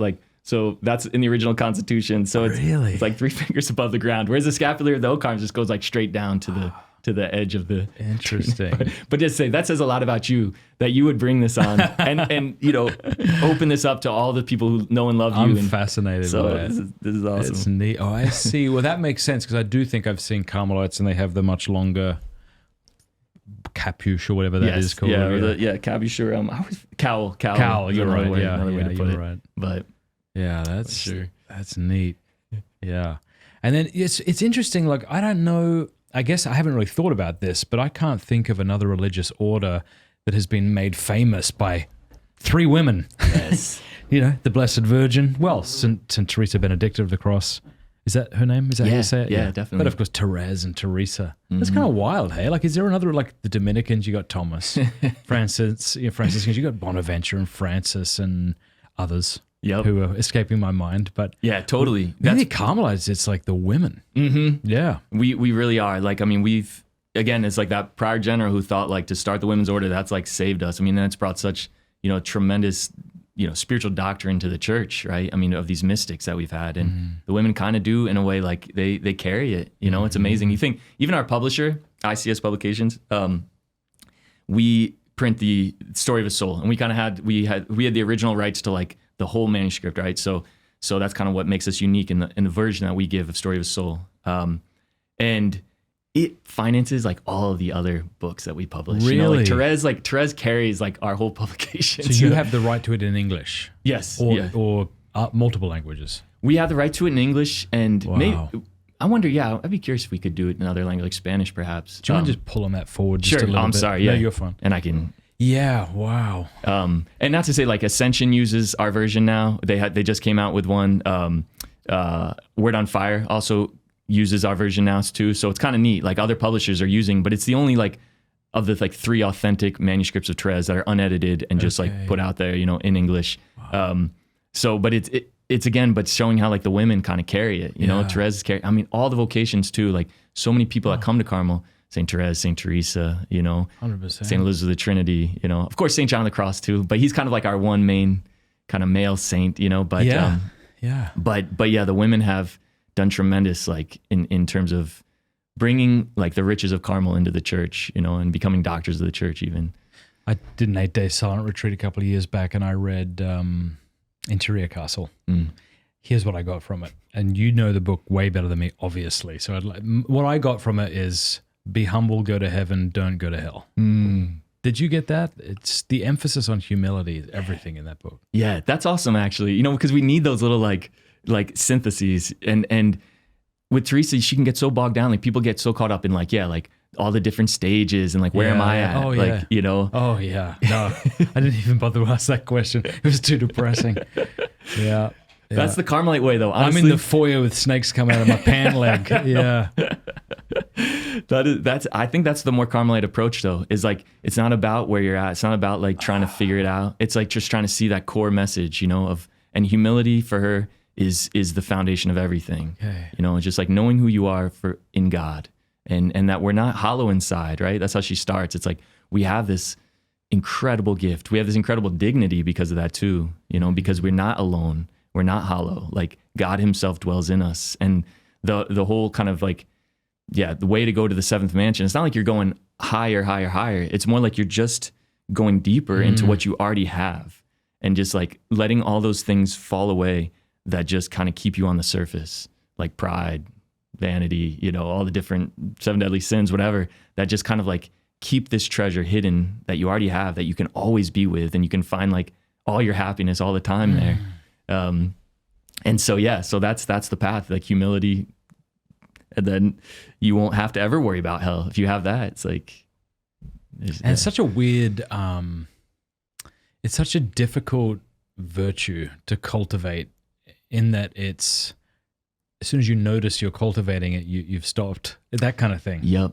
That's, there's been times like I'll go to confession and I'll be pleased that I don't have to confess this one sin, So I'll take pride in saying it's been 5 weeks since my last confession, And then I get out of confession, I'm like, oh my gosh, I said that so I would look good. What the hell is wrong with me?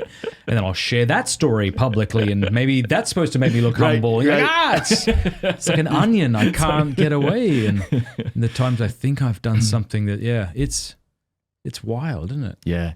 Well, I think with the beauty of humility too, the one person who said, it's interesting, St. Teresa at the end of her life, in the last conversation, she's like, yes, I think I am humble. I've learned humility of heart. Wow. So someone can say that, and really it's true. She wasn't saying it in a prideful way, but it's just the truth. That's St. Teresa. It's very helpful the way she describes humility, because she says just walking in the truth. So it's not like thinking bad about yourself, or like, or like even having to say like,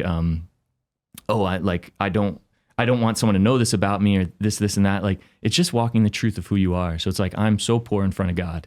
And even if I do try to avoid saying certain things because I don't want me to look bad, like, I can just accept that. You know what I mean? Yeah. It's like the onion can be reversed in a way, because it's like, all right, well, I can just accept that as my poverty. And I can just, and even if I want to like show I'm poor so I can look good, I can even accept that, It's like, so you can keep going deeper in a way, because it's like, it's just knowing who you are. It's just like, I'm just like totally nothing without God.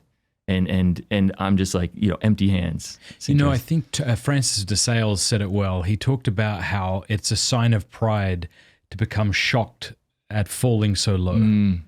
Like, I think that's a good way to do it. Like when you fall into serious sin, are you devastated? Or you're like, yeah, well, that sounds like me. Yeah, exactly. Yeah. God have mercy on me, a sinner. Right. Yeah. Right. And that's such a more healthy way too. Like, just even with your own peace and your own ability to get back up, how many times, like, if we're so shocked at ourselves and so devastated, then it's like, it's so much easier to like just stay down. Yeah. And be like, well, I might as well just like keep doing this or not worrying about it. And because you're just like destroyed. But if you can just take it in peace like that, then you can move forward. Men, do you feel stuck in old idols or burdened by the pharaohs of our time? Do you know that you're capable of so much more than you're giving today? Exodus 90 is the #1 freedom app to help you become the man you were created to be. Exodus 90 is a powerful 90-day journey to freedom in Jesus Christ, and it starts on January 20th. I've met so many men from all around the world who have been blessed by Exodus 90. So download the Exodus 90 app today to join tens of thousands of men from all around the world for Exodus 90, starting January 20th, leading up to Easter Sunday. We all have pharaohs and idols in our lives, things that hold us back from being who we were created to be, things that keep us from love. It's time to leave our pharaohs and idols behind, to journey to uncommon freedom in Jesus Christ. Join the men of Exodus 90 and Father Boniface Hicks, Benedictine monk and renowned spiritual director, who is the spiritual guide for Exodus 90 this year. We will establish daily habits of prayer, discipline, and brotherhood as we journey to greater freedom in Jesus Christ. So, Go to exodus90.com/Matt to learn more about Exodus 90. That's exodus90.com/Matt to join tens of thousands of men from all around the world for Exodus 90, starting Monday, January 20th, and leading up to Easter Sunday. I guess Teresa. We were talking about this before the show. I love Thérèse. It took me a while to appreciate her, like it does many men, I think. I think it was Patrick Coffin who once said she shouldn't be called the little rose, but the iron will. It's quite deceptive. She's a hero. But I remember reading Story of a Soul and just being like French girl who likes bonbons. I can't do this, But then I found other avenues into her, and I'm like, wow, this woman's incredible. So I want to get to Thérèse, but I want to maybe begin with Teresa and John, because I think there are a lot of Catholics who begin to take their prayer life seriously, and they want to be into Teresa and John, but find it difficult, either because John seems too complicated, or I can tell he's trying to be inspirational maybe, or is that what I'm supposed to be finding in him? I don't enjoy him.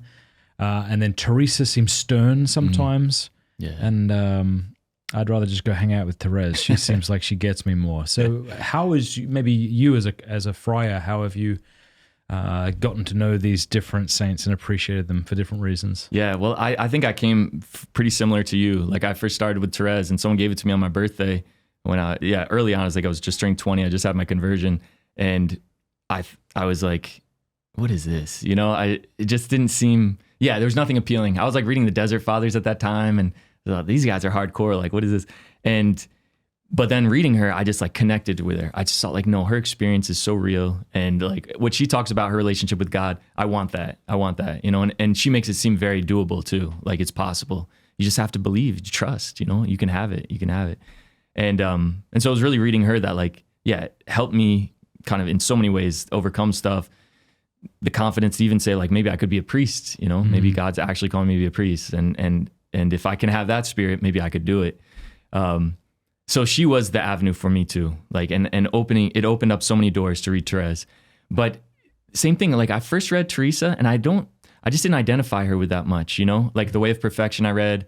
Although for me, it's always reading about them first, like their biography, when you get to know them.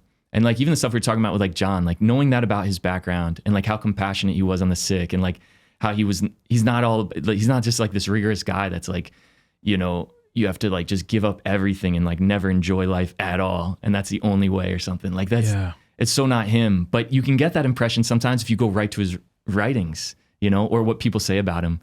But when you get to know him as a person, it's like, oh man. So that opened up a lot. And like Teresa too, like reading her autobiography, I think is a good place to start, because she talks about like her own struggles, Of Avila? Mm-hmm. What's her autobiography called again? It's just called The Life of Saint Teresa. Okay. So it's a volume 1 in the collected works, Okay. And it's just the life, and it's like autobiographical, but also a lot of it's just like her graces and like way of praying. So she always uses it kind of to talk about prayer and stuff, but it's a little more like what she went through and the difficulties she had, and like how she herself, she just knew that she was totally, all she was the mercy of God. Like I only can live this way because of God's mercy. And that helps too, because like we can all get there. I feel like, we can all get to that sense of like, I just need the mercy of God. And so I think coming to know them and their struggles opens it up a bit to say like, okay, then I can read their writings and have a different lens maybe. That makes sense. Would you recommend a particular book to get to know either Teresa or John or both? If people want to get their feet wet? Yeah, for sure. I think it's great. We're actually translating right now this one called The Life and Times of St. Teresa, and that'll be out. It'll be a while probably before that's out, but it's amazing because it goes into that. It gives the context for her life. It's so helpful, but it's not out yet. So I'm trying to think of one that's really good. I'm thinking of Fire Within. I think that was the first introduction to the two. Mm-hmm. That's a great one. That really is great. Thomas Dubay. Jesuit, I think. He was a Marianist, or Society of Mary, I think. Oh, okay. SM, whatever SM stands for. Okay. But he's awesome, and I think that book has really brought people to know like Carmelite spirituality and to know our saints. So that's a great one to start with. You know what you all need to do? I'm going to tell you what you need to do. You ready? Because you're a publisher. You're one of the main publishers. You need to make beautiful books. And maybe you have done that and I don't know of it, so you can slap me in a second. But like I'm looking at like these fellas, the Emmaus Road, right? Yeah. You know Emmaus Road and St. Paul Center? They've got these ginormous volumes like this, but no one but a nerd is going to read this. Yes. So what they've done is they've taken Thomas's commentary on Romans, say, they've left out the Latin. So it's just like this, okay, I can do this. But I think what happens is when you go, I want to read about Teresa, you're like, volume 1, and it's kind of an ugly book, and you're like, I'm not going to. Yes. So I would like you guys to start creating beautiful books. Ribbon, I'd be okay with a ribbon. You know? No, I appreciate you saying that, because maybe that's smaller volumes too. Like here's, you know. So. Yes, because if you just have the collected works of John on the Cross, it's huge. Yeah. You know, and it's kind of intimidating. But if you had like the Ascent of Mount Carmel, the Dark Night, and like separate, beautiful little books that seem like even someone as wretched as I am could get through this. Yes. You know. Well, this is good for Father Pier Giorgio, who's our managing editor. Watching, Father. And actually, Father Mark Foley too. He would be a good one to convince about that, because he's the general editor. So but I agree, that would be a great way to move forward. And I think we can, especially like St. Therese, like we've seen like Ascension put out this nice edition, you know? Did they? And it's, so they're out there. Of what? Of Story of a Soul. Oh, okay, yeah.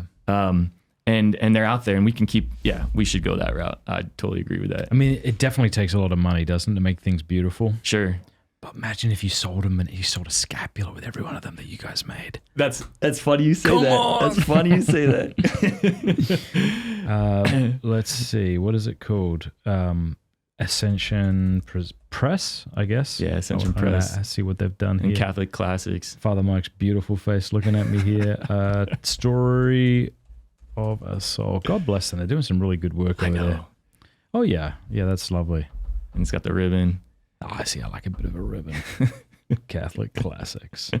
Because that's not in the public domain. Y'all own it, yeah? You own the rights? We do. We own the rights to that translation. So. Oh, there you are. There's a video of you talking about it. Oh, no. Don't need to see that. She is so beautiful, Thérèse of Lisieux. Oh, that photo of her dressed as Joan of Arc. What a beautiful woman. Yeah, I know, right? It's somewhat unique too that we have all those pictures of her, you know, so you can see that. It's like, well, this is something I always say, that I wonder as we, like, it's easy to look like a saint when all we have from you is like one page that you wrote and a bunch of apocryphal stories. Yeah. Yep. I'm not saying they're necessarily false, but sometimes, you know, you look back, I think we have like one page of St. Dominic or something. But it starts to get harder when we know way more about you, much less like, imagine saints with Twitter accounts. What's that going to be like? I know, that'll be like, one of the collected works volumes. Oh. You know, it's like all the tweets. Well, either we're going to have to change our understanding slightly of what it means to be a saint, or maybe we'll have no more saints, or just a couple, you know, because the more you know about people, the more, I don't know. I mean, maybe that's a cope. Maybe that's a cope because I'm so wretched that I'd like to believe that all these saints are as wretched as I am. Yeah. Yes. You know, but maybe it's like, no, they're not actually. They were excellent. You're right in thinking you're different, you know? Well, I heard something that gave me a great consolation the other day, that it was from one of the guys who worked for the cause of saints in Rome. And he said that really they only look at like the last 5 years of a saint's life. I might have time. Exactly. So whatever you wrote or things that came out even publicly, it's like, no, that was just... Please, that was just me sowing my wild oats. Well, see, even that is probably a prideful thing, huh? Is to be interested in how others will view you when you're dead. I read something recently. It said, preach the gospel, die, and be forgotten. That gave me great, right? I don't know, I found great encouragement in that. Seriously. You can do that. Well, there's a peacefulness there, you know? Yeah. Like, and I think someone like you have such a gift of like presenting and like bringing the faith to all these people. Like how, the interior martyrdom that must cause too, in terms of like how to, kind of stay humble and how to like stay forgotten or poor, you know, in the middle of all that. That's something I work with my spiritual father frequently because, I know I'm arrogant and prideful because the critical comments still affect me. Do you know what I mean? Like, I'm not at the point where I can be like, praise the Lord that the Lord can use my poverty. I'm not there at all. Nowhere close. So, But people can write so many crazy things, you know. Like you think of like Saint Teresa, she just heard stuff of criticisms of her, but she didn't see like the trolls and like what people were, you know, this it's a dark world out there. Yeah. So all right, so that's one book, Fire Within. Yes. Another good one that came to mind is this one called Carmelite Spirituality in the Teresian Tradition. Yeah. It's a little one, and it kind of gives like a intro to each of our big saints, and like gives like the big three, or are there more that they introduce you to? The big three, and they touch on something like, because it was written in the 50s, so like some of the stuff on like St. Louis of the Trinity, let's say, hadn't been out, or like St. Edith Stein, she had just died a few years before, so we don't have as much. But yeah, like the big three, and then some of the like the more minor ones, it kind of like touches on them. Brother Lawrence of the Resurrection. Yes, Brother Lawrence. I forgot he was a Carmelite. Yes. Is that amazing? Yeah. He was so well known outside of the church too, you know, like everyone loves Brother Lawrence. Like all these Protestants like have read Brother Lawrence. I remember we were at a Sikh conference and this guy came up so excited to see Brother Lawrence because he was like, I was a Baptist and I used to go to these Baptist summer camps and I stayed in Bro Law Cabin. You know, bro, it was all named for Brother Lawrence. And it was like, you know, so like he's so well known in a way. And like no one knows, a lot of people didn't know he was Catholic, let alone that he was like a friar and a Carmelite, you know? So he really is like, he's one to worth getting to know. He's like, he's done so much good. He really has. I think Peter Crave said that was one of his favorite spiritual books. Really? Yeah. Just the simplicity of Brother Lawrence. Mm-hmm. Yeah. So for those who are watching, what's it called? The book? Practice of the Presence of God. You can find it on YouTube, listen to it. I don't know how long it would take, but it couldn't be more than a couple of hours. Yeah, it's small. And it's like, and there's so many editions of it too, right? It's. Do we know much about him? That's kind of the beauty of it. We don't, you know, we really don't. We know that he was a lay brother who actually he was in the military before during the 40 Years War, or one of these big wars of religion after the Reformation. So he was involved in that, and apparently, like, there's some thinking that he might have been involved in some like war atrocities too. Oh, wow. So like some real dark stuff he got into, and then he had this conversion one day. He was looking at a tree, and he saw that it was in the wintertime, it was dead, and then he said, but it's going to come to life again in the spring. And it was just like he had this all of a sudden this overwhelming sense of like God's providence, God's power that sustains something like that in existence and makes it keep coming back to life, you know. And so that sense of like the presence of God that is like always there sustaining reality impacted him so much, and it caused this conversion to just like start trying to live for God alone. And he ended up joining the Carmelites as part of that, and he struggled a lot. He said that he always thought they were going to kick him out of the convent. Like he wasn't that good at things. He didn't see himself as that smart, and they made him the cook for a while. They made him like a shoemaker, and yet he became like, he just had this like spiritual revolution with just like, I can always live in the presence of God. Like I can just do it. And it's hard sometimes. And sometimes he said, even if you're a soldier, just taking a second and like remembering the presence of God, you know, like it'll help get it so it's habitual. Yeah. And then eventually God takes over. It's like, then you don't even have to remember. It's just like, you're in it. You almost have to like try not to remember when you have to do things, or like, you know, and so he just kind of gives us this path. Like it really is possible. And he was very busy. You know, he was always having to go on trips to like buy wine for the convent, or all these different things. So like it wasn't like he was just in his cell all day. Yeah. You know? Yeah. Yeah. Is this, so we hear about mindfulness, eh? Is recollection the word that the Carmelites use? And is that the same thing as practicing the presence of God? Or if not, what's the difference? I think practicing the presence of God is like a synthesis of like all St. Teresa teaches in prayer. Which is what? Is what you said, recollection, okay. Which is like being in the presence of the beloved, you know, and being there as much as we can and staying there and letting him love us. And so it's like, it's making that so simple.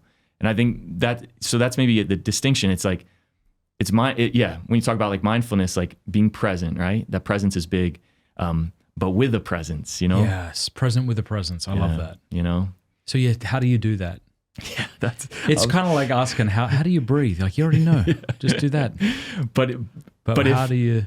There is. I mean, because we wouldn't have these writings, right? If it was just like so self-evident, right? Yeah, that we can do that, you know? I think so much of it is conversion. So much of it is like coming to know that like you are loved and that you can totally be open, that God has a plan for you. You know, you can be totally open to what he has for you. You don't have to fear anything. Like it's like growing more into that I can. So it's like if if I don't have anything I have to hold on to in myself, or any like fears that I have to like keep me from holding back, and I can just keep letting go of those, the presence of God just starts to take over, you know? So it's really is like the conversion experience, or we call it surrender. It's like the more we surrender, the more we're able to live that way, you know? So that's the hard thing. It's not necessarily like a method or like a mental structure, you know, that we can kind of like do. It's like, it's the whole process of like letting go of these things that I know are just like keeping me trapped in my ego, or that just like keeping me stuck. And how best I can do that? Well, then the presence of God, you know, has his way of taking us over. Yeah, this is really interesting, and forgive me if you've heard me say this before, but I keep coming back to it. The difference between letting go and picking things up. Because in a way, picking things up is much easier. Letting things go is very difficult when it feels like dying. Yeah. I've said before that if the Blessed Mother appeared to me and said, all right, Matthew, here's how you will save your soul. Bible in a year, good. Yes, Mother. For the rest of your life, every day, I want you to listen to Father Mike Schmitz. Yeah, good, got it. Holy Mass every day, that's what I need you to do. All right. Like, let's say she just lay it on the things, you know? If I knew and I had a list, I could do that. I would do that. But if she told me, go home and do not cause any undue grief to your wife and children, I'd be like, oh, well, I can't do that. Do you know what I mean? Sure. Because it's like that undue grief I cause people around me is due to my own agitation and my refusal to let go and to trust that all will be well. Yeah. So it's, in a way, letting go sounds easier. Yeah. But I mean, I don't know. Ask somebody who's like, you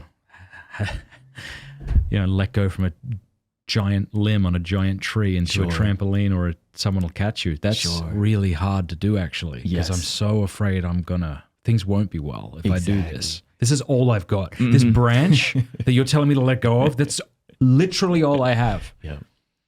Yeah. And that is, that's where it comes like the demand, right? That interior demand. It's like, it's so much more demanding where it counts, I guess you could say, to do that, as opposed to like some practice. Yeah. But even that, and I think we've all experienced that, when we have been able to let go just a little bit, like there's a relief too. Like it's like, oh, okay, wow, it really is better to live this way. Like, and even though right away I pick it back up, you know, like, and I go right back for the thing, but at least I've tasted it. And I think that's big to realize, is like, you kind of have to experience the blessedness of being able to do it, and then be like, all right, well, I just want to keep doing that, even though I keep failing and I keep messing up, or I keep like bringing back the thing that I thought I let go of. It's like, no, but I can at least try to stay on this path. And as Saint Thérèse would say, like, even if you always seem poor and like you're and you always feel like I'm not doing it right, or I'm still a burden to these people in my life, or I'm still giving them a hard time, you can still trust that, like, no, like God is working through me, and he will make me let go. Like, he will make me do this, even if I can't do it. Right. Like, so I think that's part of it too, is it's like, we can never achieve this place of saying like, all right, I've finally done it. Like, I've finally let go, or I'm finally like able just to like, you know, not do this thing, or like be a pain, or whatever it is. And it's almost like being content with that too. Yeah. I want to kind of bring a spotlight to what it seems like you're saying again here, because it is really interesting. Because I guess in a way, the question we're asking is like, how do I be present to the good God who's always present to me? Or how do I grow in holiness? And what you're saying is like, let go. And in a way, it doesn't make any sense, because I thought you were going to say, or we think that people will say, do these things. This is really interesting. Well, let go. And yet I can't let go and won't let go unless I can trust. Yeah. That this is a good God, and he's not my enemy, and he's for me. Yeah. And he desires my salvation, and he might even like me, you know, and therefore I can let go of the things that I try to make life work. Yep. Yeah. Exactly. Golly. Exactly. That's scarier. It is. And but it takes, like Saint Teresa says, like, her whole definition of prayer, it's so simple. It's like spending time frequently to be alone with the one we know loves us, right? So being alone with the one we know loves us. So that's so key, is like knowing he loves us, believing that, but spending that time. And this is what trips us up also. I think we want to let go, and we want to like do these things or whatever. But if we don't have the interior like habit of just like spending time with God quietly in our poverty, you know, whatever is going on in our life, just like still being there. It's hard. I mean, it's almost impossible to really let that process happen. So I think if there's anything we can do to help us let go, it's spend time frequently with the one you know loves you, alone, you know, quiet, and let sort of, that's our way of almost like showing our desire, showing our permission for God to help us let go of these things. And then how do you do that? I imagine it's through honesty. It's through a prayer like, I thank you that you're present to me now. And I wish that I knew that more than I do, but I acknowledge it at least intellectually. Yes. And yeah, would you help me love you more? I'd like to love, like, I just that, you know, we talk about these like cycles, things get popular, then they go underground, and they become popular again. We see this, I was thinking about this today, how diets or exercise regimens become super popular until they saturate the market. Yeah. And then we need something that says, you've been lied to. Actually, here's why. Yeah. What are you thinking? No, I've never seen it that way. Isn't that true? Yeah. It's like right now everyone's talking about, maybe it's just in my world because my wife eats only meat, but wait till carnivore saturates the market, then there'll be a whole new YouTube thing about why. Here's what you didn't know, and then we'll have that feeling of enlightenment again, and we'll get hooked on a new way of eating and a new way of exercising. It used to be CrossFit, but here's why we were wrong. It's this thing, and we're all so confused. And that isn't to say that we can't make progress in knowledge in particular areas. I think we can and do. Clearly, it's better to eat whole foods than to eat, whatever, corn syrup, high fructose corn syrup and trans fats and things like that. But okay, so I think there's something like that takes place in the Catholic world too, So it's like you've got charismatics with their spontaneous prayer and their emotional prayer. And now it feels like we're going through a time where we look at that with great skepticism, or at least contingents within the church do. And so now we're extolling the necessity of regimented, prescripted prayer that were written by saints, that you can trust this and this. So it's in a way we look skeptically upon that, but I mean, we need to pray honestly. Yeah. So it's like, so we shouldn't have done that complete.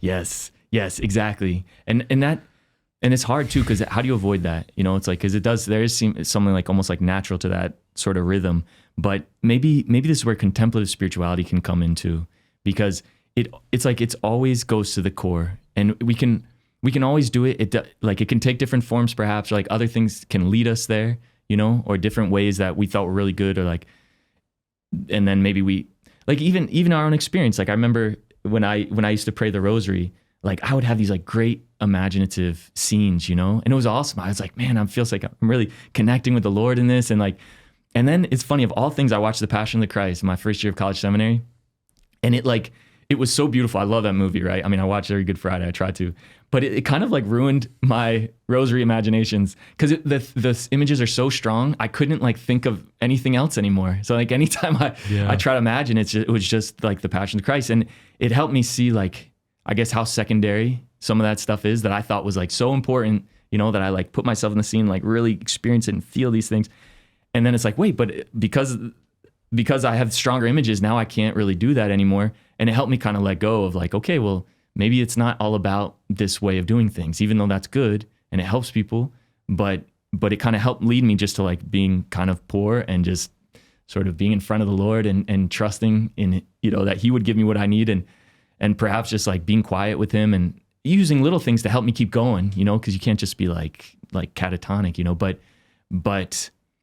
at least just saying like, okay, it helps get me to this point where I can be simple in my prayer and just be with God and let him love me and use whatever it kind of takes, you know, to help get me there. And whether it's one thing is real strong now, or like liturgical spirituality can help me, or whatever it is, but that those things, I guess, are just more secondary, you know, and we can, but the contemplative core is always the goal, to have that union, to be in the presence. And I don't think that'll ever get old, you know, it'll never we could never get saturated in a way with that, because it's like how we're built. Like we need that in a way. Yeah. We want our real self to encounter the real God, not our false self, not the kind of Catholic we think we should be, but aren't yet to encounter him. Like, I need him to meet me because I'm desperate. And I actually need someone to save me from this desperation. Yes. Yeah. So, okay, with that said, are there specific devotions that have arisen in the Carmelite tradition that try to get people to that center that may differ from other devotionals, other than what we've talked about? Yeah, I think, well, the rosary's always been important in the Carmelite world. And you even have like a kind of unique way of praying the rosary, 6 decades, and you can gotta do one more. Just, that's an interesting point. It's trying to, I think the 6th decade can be the Immaculate Conception. That's like, because we were all about the Immaculate Conception. So that was like one way to like keep us plugged into our Marian roots, you know? And eventually actually the mantle, when we changed it to white, it was like, well, this is now stands for the Immaculate Conception. So it became like our one of our big aspect, Marian devotions. So Marian devotion for one, I would say, like the rosary, but not necessarily, again, like not, if you don't, it's not always like necessarily thinking a lot. Like Saint Teresa of Avila says, prayer is not thinking much, but it's loving much. Okay. It's not thinking much, it's loving much. So if you can just pray the rosary, even being in the presence of Our Lady who brings us to God, you don't have to like think about all the steps it takes to God or like the different things. It's just like imagining Mary with you, and just as a little child, you're just holding her hand and you're just with her, and so the rosary, I think, can be a help with that. It's not different. Everyone loves the rosary, of course, but it's maybe a Carmelite take on it, you could say, of a devotion. And the Infant of Prague actually is not everyone knows that that's a Carmelite devotion. Is it? But it started with the friars too in Czech Republic. And it was because of this miraculous image that had gotten almost destroyed by this battle. And the friar came back and put the image up again. And the image spoke to him and said, the more you honor me, the more I will bless you. And it just took off and became the center of all these pilgrimages. And, everyone, not everyone, but a lot of people know the Infant of Prague. And, but that cool concept of like littleness, it's like, it teaches us something about like our poverty, our littleness, the little way, you could say, of the child Jesus. So that's a Carmelite devotion that you can see how it like points though towards maybe a more receptive kind of contemplative type of prayer. And the brown scapular, of course, we already talked about it, but one aspect of it, I think, is the silent nature of the brown scapular, because actually, and this is where maybe to clear up some misconceptions, there's no prescribed prayers that necessarily go along with the brown scapular. There's what's called the Sabbatine privilege, which was like a tradition that came later about, and like praying 5 decades of the rosary and different things to kind of like for the sake of that Sabbatine privilege. But that came later. That was not intrinsically connected to the scapular promise. The scapular promise was wear it. You know what I mean? Wear it. And it's and with devotion, of course. I mean, with love for Our Lady, it's not just the wearing it, but it's a silent prayer, you could say. It's like, it helps us understand Carmelite prayer because it's just present, and it's something that you feel or that gets like stuck and so you remember it's there, or like whatever. And it's can be a helpful reminder of just like, I'm in the presence of God. Like Mary's always with me. Like, it's not like I have to do anything to fulfill this promise. I just have to kind of like wear it as a child and just like trust that Mary's with me, so that might be another Carmelite devotion that can like point to that in a sense. I like that. But I know sacrifice beads, I'm not sure if that's what they call them, that have sort of, I guess, become popular after Thérèse of Lisieux. I don't know if she used them in this way or not, but the idea is you have a thick piece of cord with beads that you can slide to one end and they'll stay up that end because of the thickness of the cord, and that throughout the day you're just offering little sacrifices. You've heard of this? Yeah, for sure. Yeah, definitely. Is it something that people do now? Like, I think so. I think I've seen them for sale. In little shops, which just speaks to the popularity of them. Exactly. Or capitalism. I don't know. Sure. But yeah, I think that's a really beautiful thing to just quietly offer little sacrifices throughout the day. Yep. Hidden. It's nothing that Yeah. But it helps you kind of stay aware that like it's a way to keep in communion with God too, in a sense. Like, that's right. Yeah, renouncing certain things. But it's funny, Thérèse, when she did it as a girl, the neighbors would overhear her like talking about all these sacrifices. She was like 5, like, what is wrong with this girl? Like, tell me about that. I don't know. Well, it was part of her first communion preparation, but even before that, like her sisters taught her to like just offer little things up, and she just took to it as a little girl. Like, you'd think like in her own mind, like how that worked, but she would offer little sacrifices and would get excited about it, and her sister would like, kind of boast about what they did, who did what and everything. And so it became a helpful way just to like the demand of the spiritual life, even for like a little kid, Now, the hard thing with Thérèse is that she had that tendency towards scrupulosity, and so eventually I think she let go of the counting, because to avoid, that sense of like transactional kind of faith of like, oh, if I do this, then God will do this for me. And she had to like just surrender to mercy, and with empty hands. But it was a help for her on the way to like get there, it was just like, but not to even get too caught up in like what I do per se. Yeah. I think one of my favorite incidents from the life of Thérèse is, because it's so human and so mundane, is praying in the chapel, and the old lady, either her dentures, she can hear them, or was it the rosary clicking? I forget. All right, this is a great opportunity to say the difference between the two editions of Story of a Soul. Okay, so the first edition that was edited by her sister, and it was very necessary to edit it, because Thérèse had just died, and like the world didn't need everything yet, let's say, and so like, they weren't ready. They weren't ready. So, and they had, so in that story, she talks about this sister that was like clinking her rosary beads behind her, and how it like just drove her crazy in prayer, because she was so sensitive and her hearing was so good. And she says she was like sweating, she's like, and all it would have taken was just like one little look, like, can you please, and, do you mind? But she said, no, I'm not going to do that. I'm just going to deal with this and make it into my prayer. And so it's, it's a beautiful example, right? But in reality, in the unedited, the uncut version of Story of a Soul, it's this sister was like clicking on her teeth. She's like scraping in like our dentures and really, and just like making this annoying sound. So that's the same story. That's hilarious that I said it was either this or that. But so it's definitely that, hey? Yep. So then how do you have the unedited version and the edited version?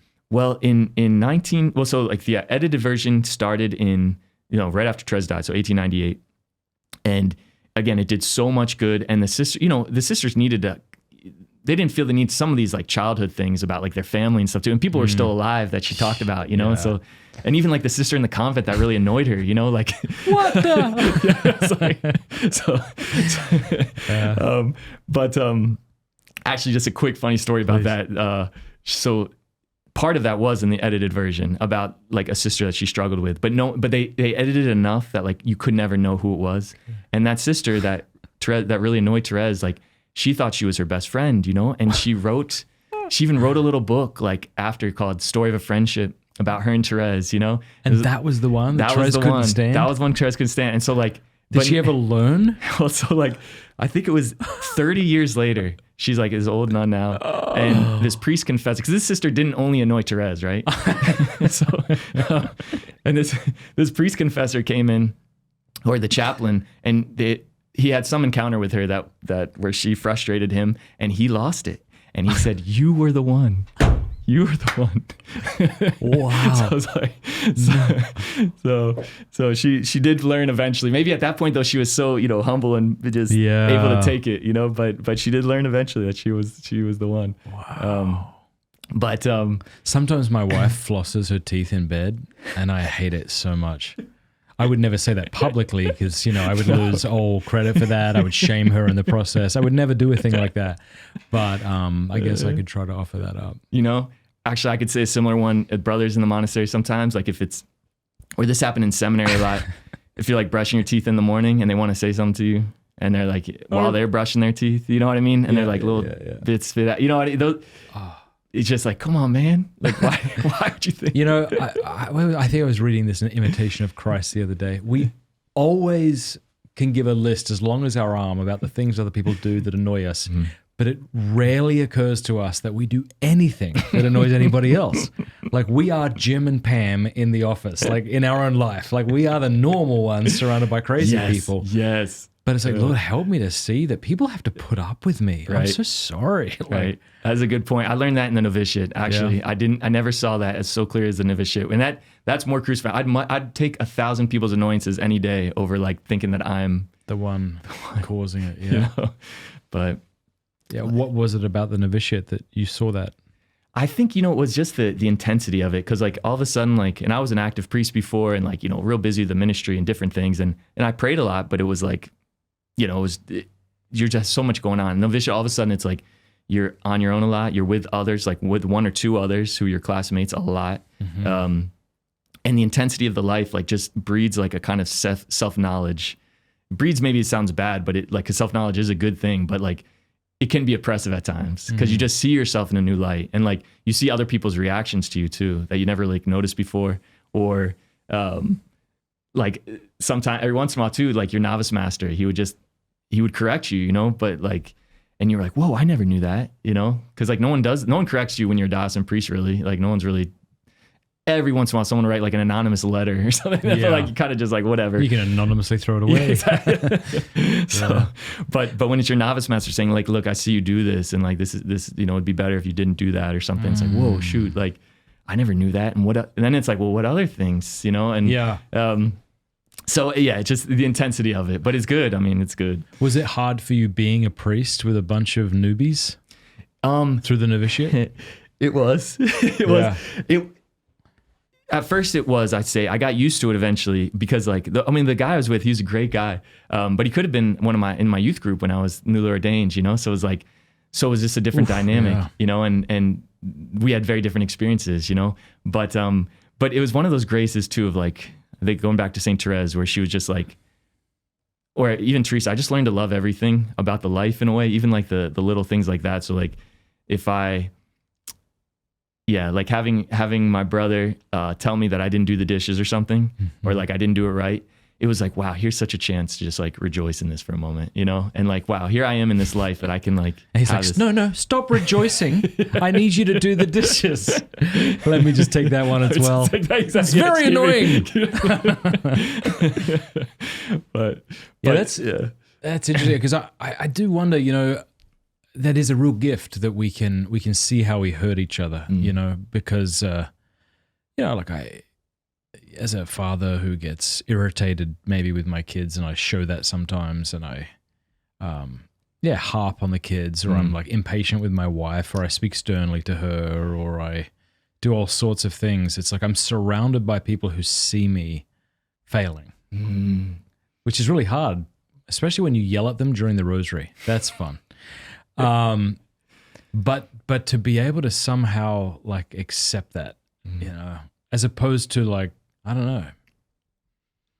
Yeah. Because what's the alternative? I either accept it and praise God for it and apologize, or I pretend I'm right and they're the ones who needed to be yelled at or something, which could be true in certain circumstances. Or what? Or I stop praying altogether because I feel like such a phony. Yes. But so like, I guess I've always wondered, because you look holy, right? Because you're wearing that thing. Like, so is that sometimes a way to hide from the, now, because I don't know how intense your brotherhood life is. If it's intense, then you can't hide. Yeah. But I guess I could see it being a way, just like married life could be a way to hide from other things. I'm sure religious life can be a way to hide from the condemning eyes or the realization that you're not who you should be. Yes. Anything like that true? Or? Yeah, no, I really connect the way you're saying it. It makes me wonder, like, just your experience. I think probably we have very similar experiences in certain ways. And I wonder if like Carmel maybe answers some of this, is like where that sense of like everyone can see my weakness, that helps me know myself so much better than if everyone praised me. And it's like, so you can have all the success in the world, but like knowing that you are frustrating, or you didn't do your thing right, or you let out a little anger, it keeps me so grounded. And it's funny because it wasn't like I had some great success as a diocesan priest, let's say. I mean, I did retreats and I had different things, but it wasn't like I was relatively popular, and people, tend to like me or say, oh yeah, you're real good with youth. And, so you get a lot of affirmation and stuff, and you think, you don't try to take pride in it, but it's just natural. It's like, and so, but going into the convent and like having that kind of, like you mentioned with your family, like having people see that, seeing their reactions, seeing my reactions, knowing that I'm kind of like a mess. I found that I was like so much more compassionate in confession, for instance. Like, it's just funny. It's one of those things that I just noticed, like, wow, I feel more patient in confessions because of this experience of being in community, you know, and it keeps me so grounded. So like even if I do have a success, it like the vanity or whatever, that joy, you know, that you get when like something goes really well, it doesn't last all that long. The vain joy, you know, I don't want to get out of, like, there's good joy, of course, healthy joy, but like the vain kind of complacency maybe in a success or something, like it doesn't hold up when you're just with the people that see you every day and know you and know your weaknesses. And I wonder in the family if it's similar, like you have such a gift and like you're doing such tremendous things for the church and have done, helped so many people. And like knowing that you can still be, you know, with a family or something, like wouldn't that keep you so much more grounded than if you're just on your own, just kind of? I think that's right. And I'm sure the Lord uses whatever he has to use in whatever state of life you're in. I'm not making the claim, nor are you, that one has to be in a close relationship with others in order for the Lord to work. I know there are people who are single, even though they'd rather not be. And, you know, the Lord will bring your imperfections to the surface like oil on water. Yes. If we let him. But yeah, no, it's embarrassing. It's embarrassing to be an idiot. It's actually, it turns out, like it's embarrassing to like lose it and then go, I'm really sorry that I did that. Mm-hmm. But what a beautiful opportunity to do that. I think that's the thing that's so scary. What's so scary is that you may one day get tired of apologizing and you just start making it everybody else's fault. Yes. Golly. Yes. Which we're so prone to do because it's easier. Mm-hmm. It's embarrassing. It's so shame. You just, Well, you don't want to keep fighting either. Part of it. It's you know, it's much easier. Everyone else's fault. Yeah. If it wasn't for these people. Right. Actually, that's Dostoevsky. I always go back to him. Oh, yeah. Do you know that chat he has with Father Zosima, the lady with Father Zosima? If it weren't for these. I was also talking about Dmitri. Dmitri wanted to just fly away with Grushenka. If it weren't for these people, this place, the situation I've got stuck in. If I could just fly away, take her to the end of Russia, marry her there, settle down incognito, a whole new pure life would begin. It must be pure. You know, and so we have this like fictitious view of certain places on earth that I could go and finally be perfect. Yes. But then you go to Lisieux and you're like, there's taxis and parking lots and like, this isn't it. So I'll go to Tibet. But they also have plumbing and car lots. And you're like, well, maybe if I could have lived 500 years ago. And then you've got Thérèse who's wrestling with atheism on her deathbed. You're like, there's nowhere to go. Yep.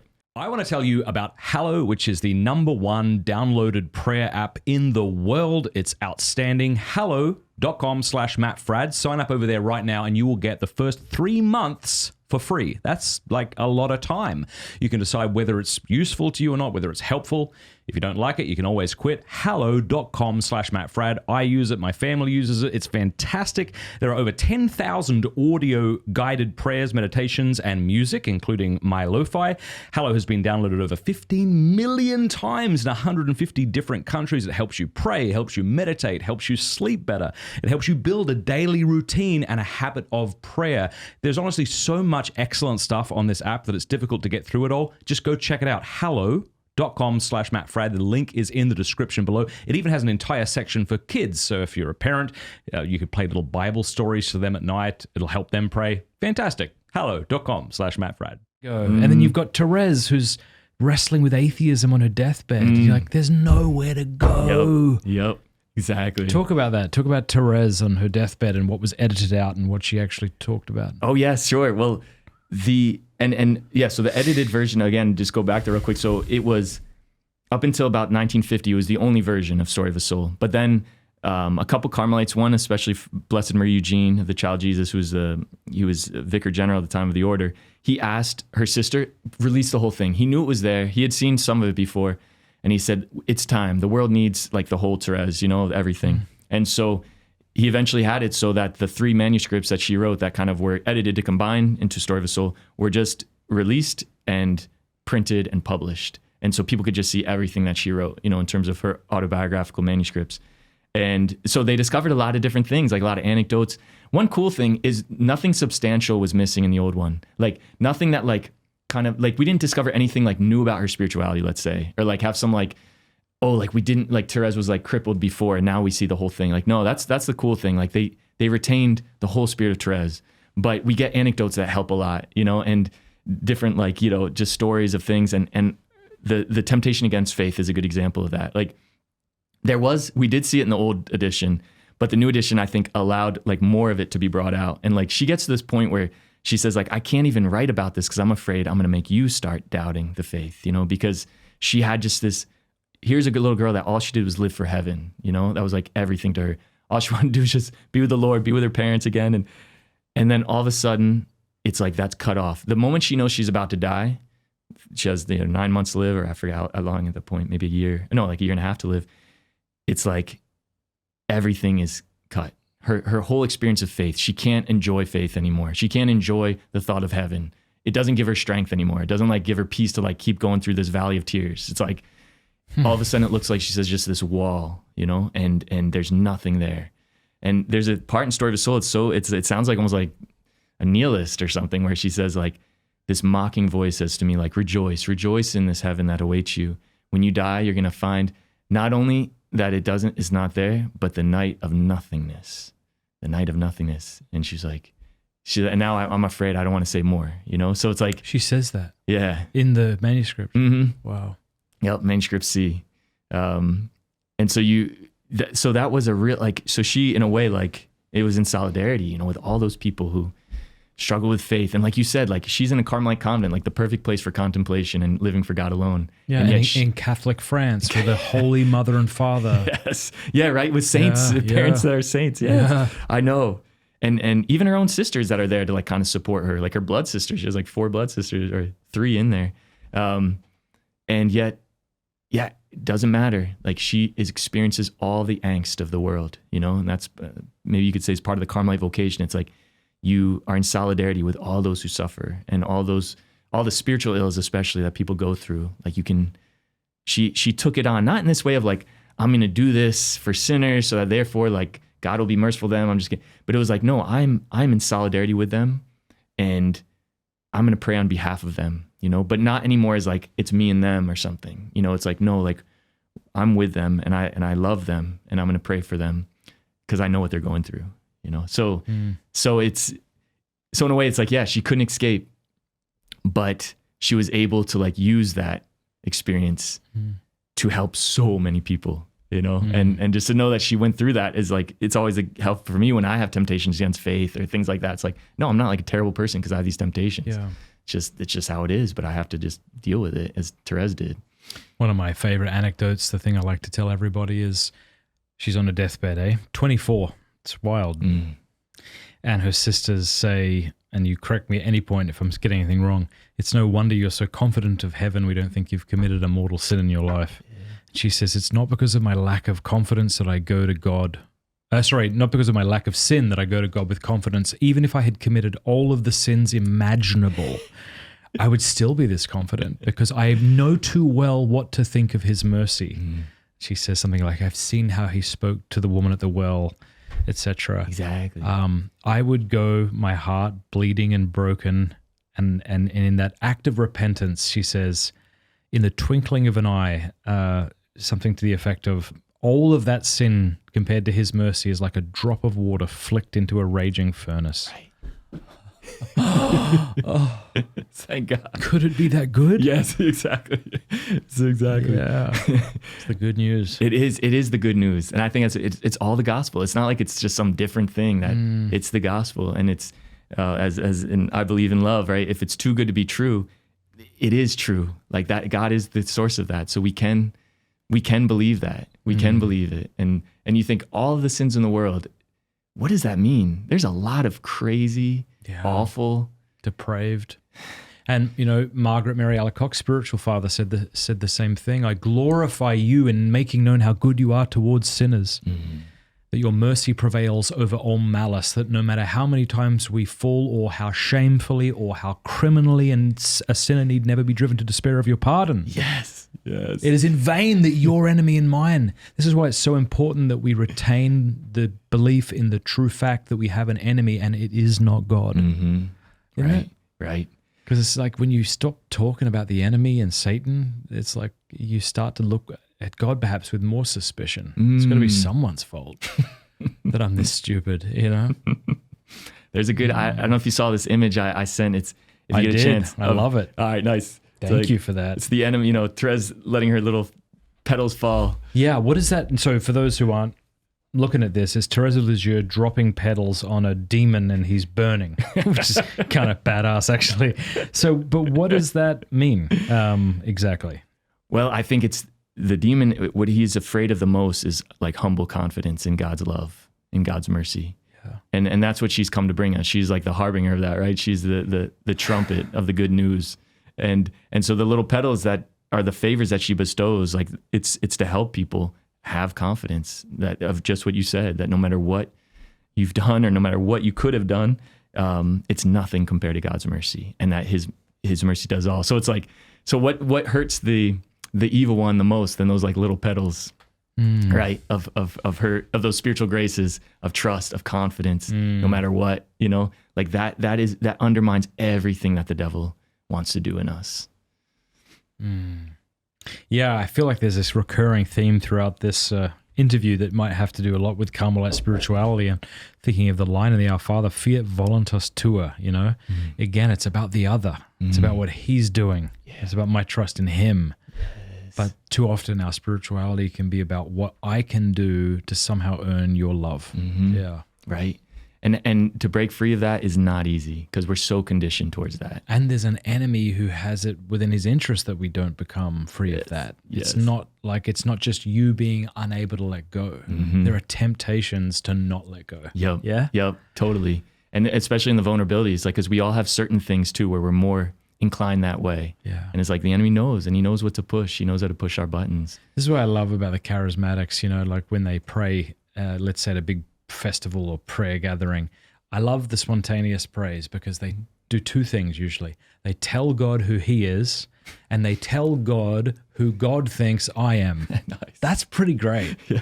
It's like we have to keep reminding ourselves who we are and who he is. Yes. Because we forget. Yes. And actually, I think if you look at like even someone like Saint Thérèse, that's the basis of it all. It's like who God is, because we talk about like doing little things with great love or different ways that even the attitude of confidence, let's say, is good, of course, trust, but who God is, that's really what it comes down to. And like, so to be able to get that right, you kind of have to start there. And that's what Thérèse, that was like the big revolution, was like, God is merciful love. Like, and it's not just that he has merciful love or that like, that's part of him. Like he has all these attributes, right? He's all powerful, all good, all this, all union, all unity rather, all knowing and all loving.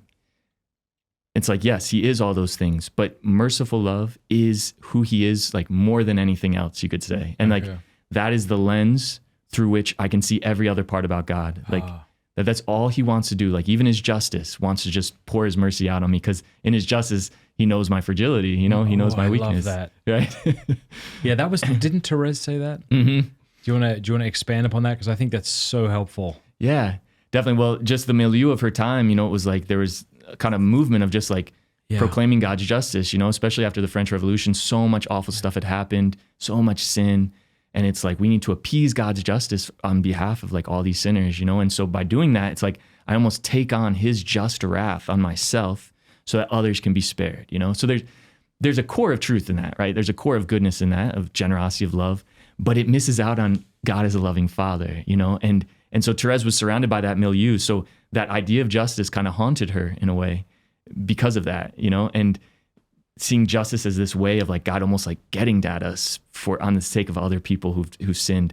And so she said in her discovery, through her prayer, through her own reflection and just mystical graces, hidden mystical graces that God was giving her, she discovered that like, and especially through the gospel, that no, like God's justice actually is merciful love too. So it's like, so his justice isn't so much looking out for like how I've messed up or like needs to correct this thing that I should be punished for.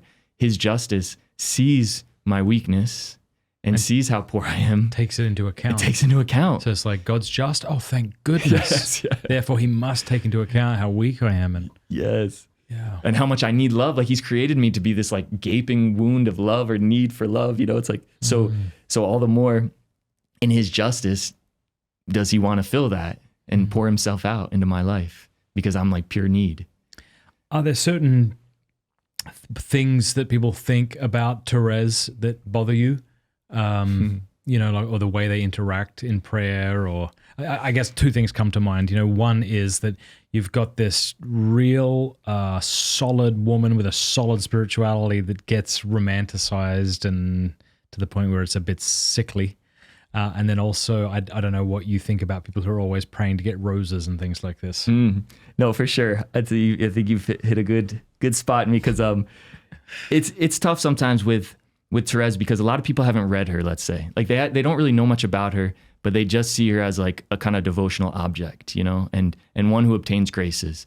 And it's not like there's anything wrong with that. And I don't want to I'm not some elite spiritual person. This like Thérèse is for everyone. She's for the humble, the poor, those who maybe can't read, but it's, I'm just trying to say, it's not like you need to like know everything about her to appreciate her. Right. But if you only see her as a devotional object, and as someone to get favors from, you miss out on like her whole message, and like what she was really what she was really sent to bring to us by the Lord in this kind of revolution of mercy.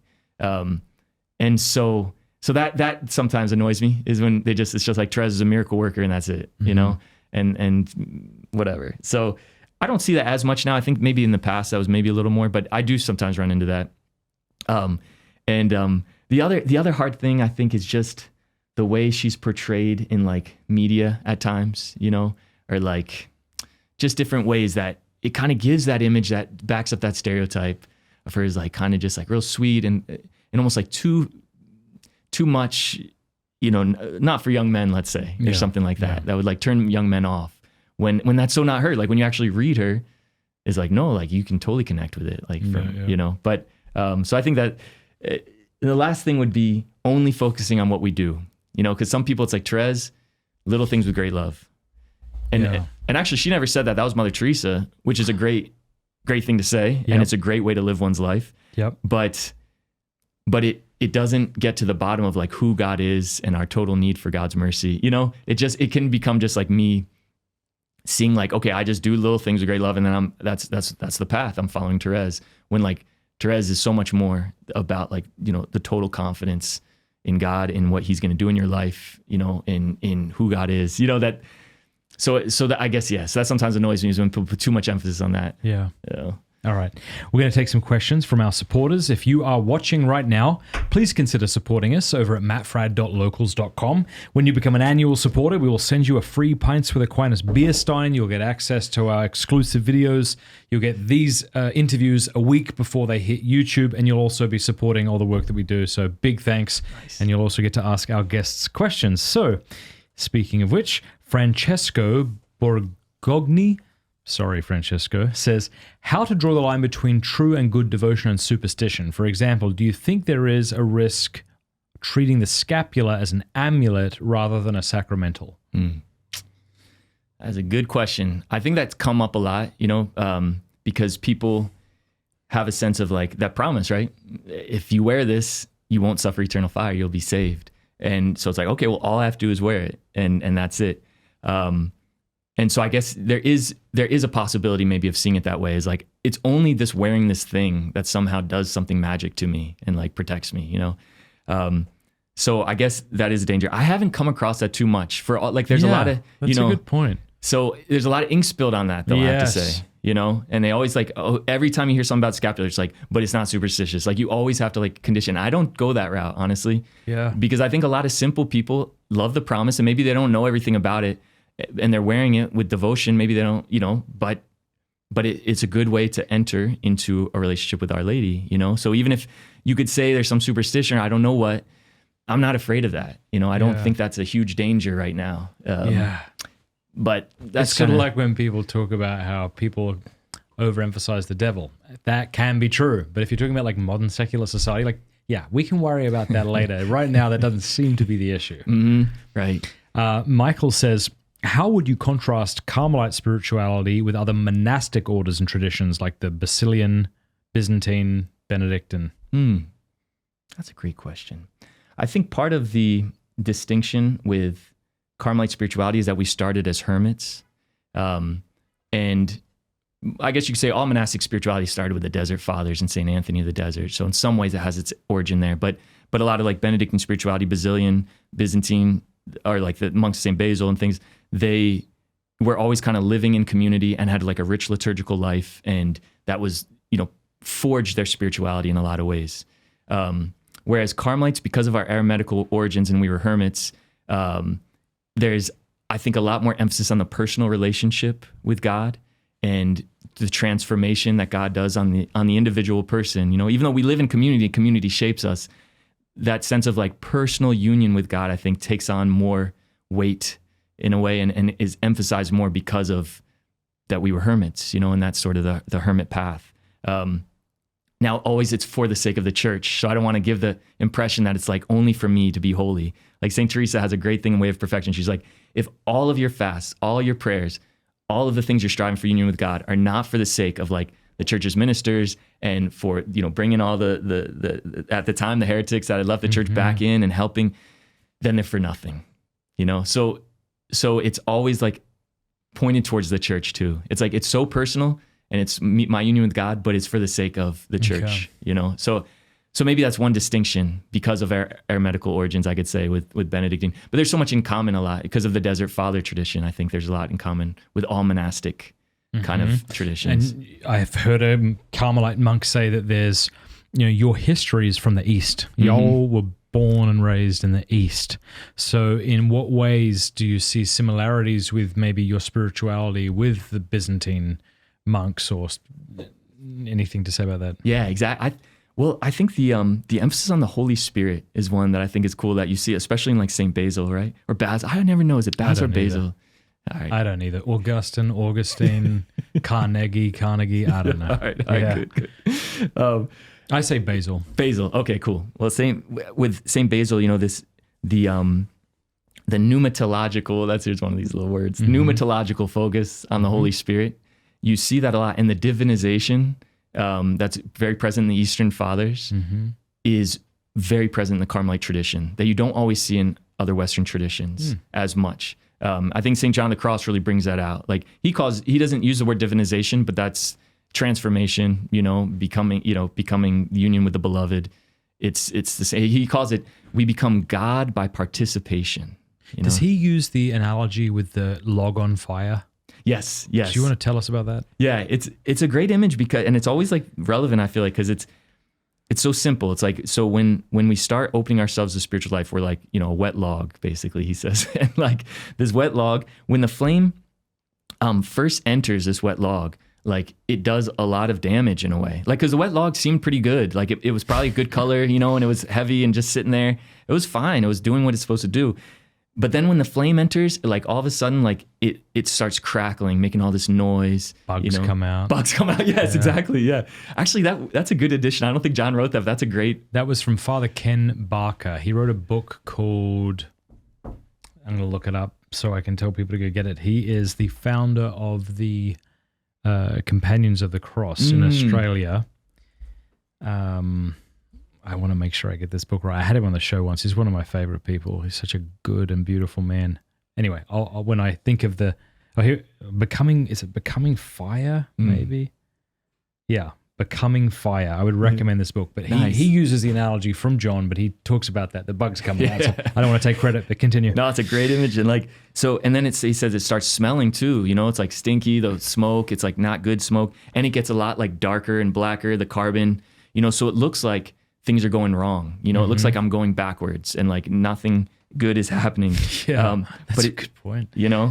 And that's our experience so often. I feel like it's and that's that he starts there almost. It's like you feel like your prayer is hitting a wall. You're not going forward, but God is working. And it's like having that confidence that God is working. The flame has entered. And as it goes, it brings out more imperfections and more. But eventually, all those are gone in a way.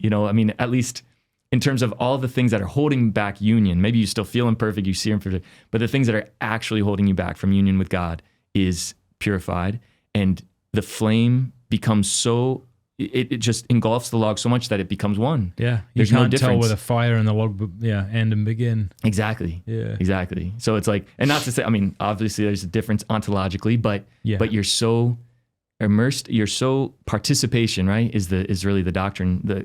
The participation in the divinity is so much that I haven't heard this in any other saint, Western saint at least. John says, the soul becomes God by participation. Yeah. You know, and that's like, whoa, that's a huge. Yeah, beautiful. I had this analogy. I think the Lord kind of taught me. I've shared it on the show before. Stop me if you've heard of it. But I was living in Ireland, and we had this very cold winter back in 2006 or 7 or 8. I forget when. 8 or I don't know. And so there was a thick blanket of snow in the backyard, and I'd look out, and it was very beautiful, just very clean and crisp and neat. And as spring started to arrive, the snow began to melt, and I started to notice that there were things under the surface.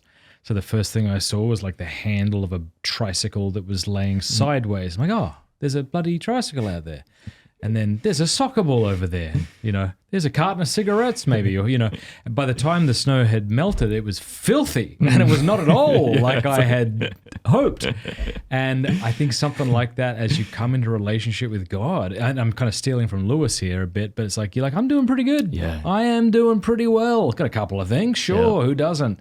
But the closer you come into union with him, you're like, I am a disaster zone. Yes. Yeah. And that's the good news too. It's like, it helps us see like, I'm never going to attain this place that I think I'm doing okay. Like I'm good. I'm good, you know? And because if we're shooting for that, then it's just like, no, it's okay. Yes. Almost like we're saying, I want to get to a point where I no longer need God. Yeah. Yes. Philip Z says, could you say something about John of the Cross and his dark night and how to discern if we're really going through in our spiritual life? Nice. I've heard people say this, you know, like they're like, I'm going through a dark night. Like, shut up. You're not at all going through a dark night. Like this is life, and sometimes life's hard. And how do people abuse that term? How do they misunderstand it? Or Yes. Well, just the first thing was the dark night. It always presupposes faith, hope, and charity, right? So sometimes you'll hear about people like saying like the world's going through a dark night or something, society is. And it's like, no, the dark night is always medicinal. So maybe it is going through a dark night in a sense, like everything's dark, but the dark night is always medicinal. It's always good. So, and faith, hope, and charity is what makes it good. So like in order to like benefit from the dark night, you say, you have to have faith, hope, and charity. And so so that's one thing is like, so if you're not at all like practicing the faith and like you don't really believe, you can't really say that you're like in the dark night, right? Mm-hmm. But on the other hand, there's a lot of vehicles for the dark night. So you might not, well, all right, see, this is where I get messed up. I try to schematize a little bit. There's John talks about 2 phases of the dark night. It's all one reality. And going back to the log, it's all the flame. So the flame at first, he says, when it hits us, it's oppressive. It feels like darkness. The log gets darker, but it's not. It's actually the very light of God. So that's one thing to keep in mind. It's the light of God entering us that starts the dark night. And it's a necessary purification so that those things are removed that get in the way of our total union with the Lord. And so when that process starts, what it's doing, it's like accommodating us to the Spirit, you know, because we're you know, body, soul, flesh, and spirit. Senses and spirit is probably better to say. And it's hard. We live at the level of the senses for so much of our life. All of a sudden, we're given this spirit, or at least like it's having an effect in our life after our conversion, let's say. And it's hard on the senses. Like we have to like let that process work where the senses get accommodated to the Spirit, meaning like I don't live based on the senses anymore. I live according to this, to love, you know, to faith, hope, and charity. Those things move me more than just the senses now, right? And that's where the dark night comes in, because that's not an easy process to accommodate ourselves in this new way. It's like we're being changed, and it's not fun to go through that, right? Mm-hmm. So I think that's one thing to keep in mind with the dark night. It's meant to lead us, to accommodate us in a way to a new reality of God's Spirit transforming us, making us one with Him. And so we experience that as darkness, even though it's light. And you have the dark night of the senses, which kind of is that first round in a way of being purified. And some of those things are being, you know, removed, or those obstacles are being taken out of the way. And hopefully we have to do our part in that. And then we kind of get to a point where it's like, okay, like I've kind of almost like, whoa, I made it through. Like my prayer is a little more simple. I'm more just in touch. I don't have maybe all those ups and downs in the same way. Like you feel the effects sometimes of like going through the dark night of the senses. And like everyone is kind of called no, everyone's called to the dark night. I mean, everyone is called to union with God. But John would say, like, the dark night of the senses is not uncommon. So it's not like, oh, it's just for the elite or something, or it's some other figure of spiritual people. Dark night of the senses is a real thing that probably most people who pray are going through, I think you could say. But the dark night of the spirit is where John says, like, this is what I really care about in a way. Like, I'm talking about the dark night of the senses and it's necessary, but dark night of the spirit is really where it's all at, and it's very hard to understand and explain. And I'm going to do my best to do it, John would say. And that's why he wrote, to help explain especially the passive dark night of the spirit, where basically it's like these things that have been purified, God is moving you to live a more spiritual life and not just according to the senses, but there's roots there that are so deep that you cannot get rid of them. Like, no matter how much you fast, no matter how much you meditate, good works you do, it's not going to uproot those things. And like, God has to be the one who does it. And that is painful because it's like, it's so bewildering. It turns our world upside down in different ways. And it's hard because there's vehicles of it. It's like, there's ways that God uses things to do it in us. It's not only like this pure light that comes to us and then I just go through the dark night of the spirit and just alone in a way. It's like, no, it's like your spouse, who's like this vehicle of the dark night, because like what she's going through, what something's happening is turning my whole world upside down. And I don't know which way is up anymore. And like, but I'm praying still and I want God still. That's the key. It's like, or Thérèse in the dark night, like where all of my hope of heaven seems to be taken away, but I still love God and I still want God, even if I don't feel it, but it's there somewhere. and that is a sign that like, okay, you're moving forward. Gotcha. And your whole world is being turned upside down perhaps, because it's these like really deep rooted egocentric tendencies that are being ripped out, and you think we're ripped out is maybe too violent, but it feels that way.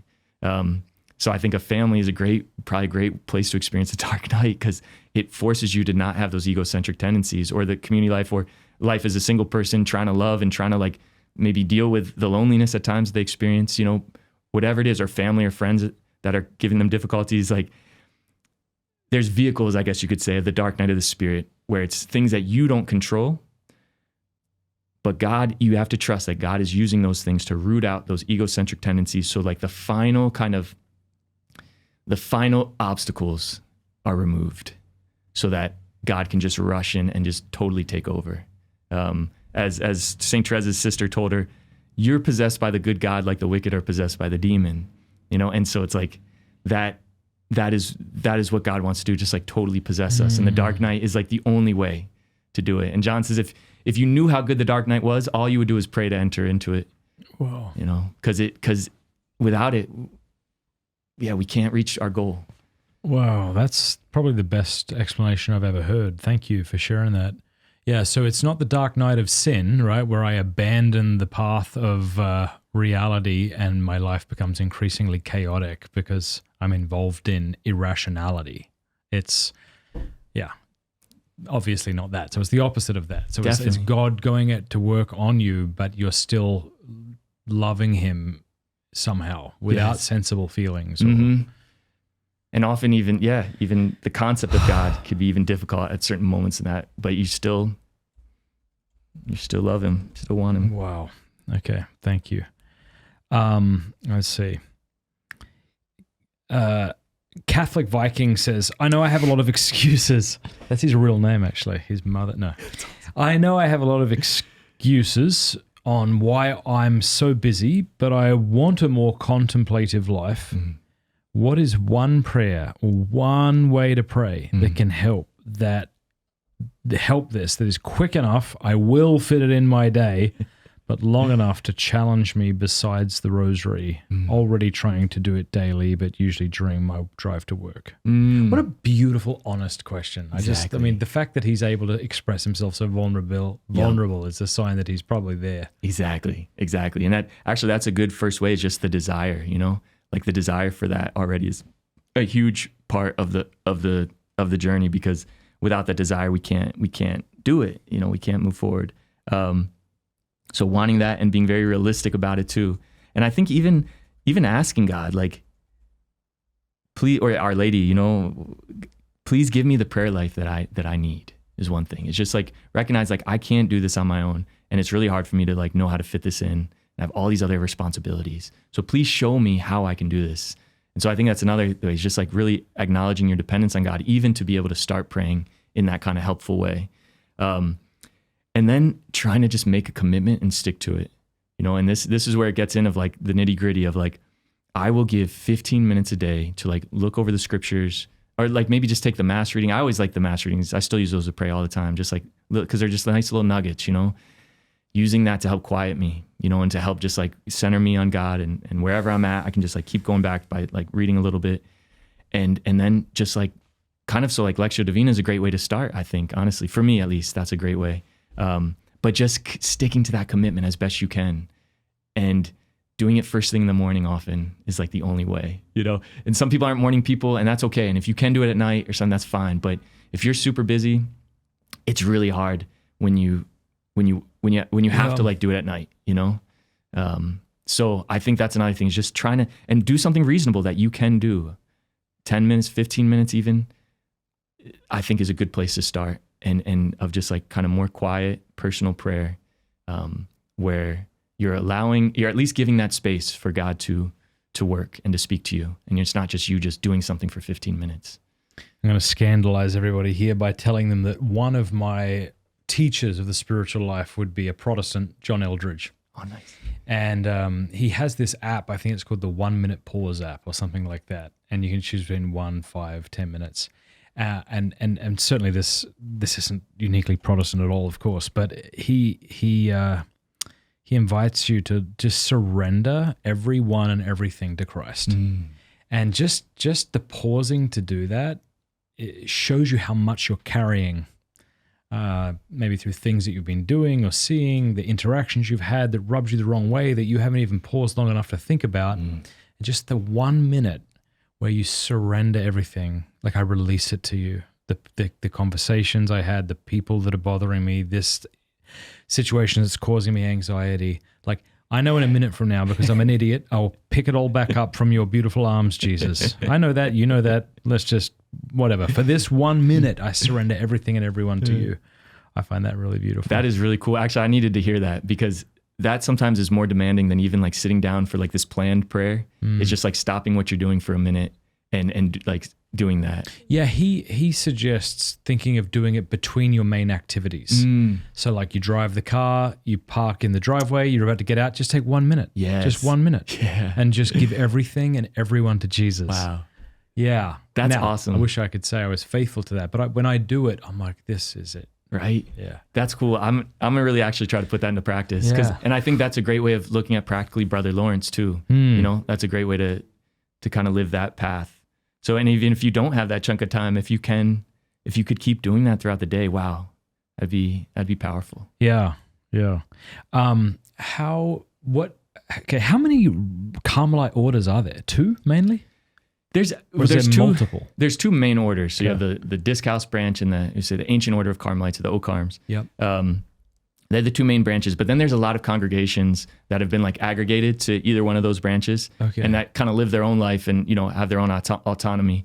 And so, but more or less, that's kind of how it works. So like for us, I don't know if you've heard of like the Carmelite Sisters of the Sacred Heart of Los Angeles. They're great. Oh, yes, of course. Yeah. They used to live across the street from me. Really? Here in Steubenville, I think that's them, because some of them were studying at Franciscan. Yes, that makes sense. They're beautiful. And they live active lives, but they live such like a tremendous, like deep spiritual, like their prayer life is still pretty intense, even though they have all these apostolates and things. So they're like, they're so good, like Carmelite, just like charism is so strong in them. What about those fellas in Wisconsin? Is it Wisconsin or Wyoming? Wyoming, yep. Come on, who are they associated with, and how do I join them?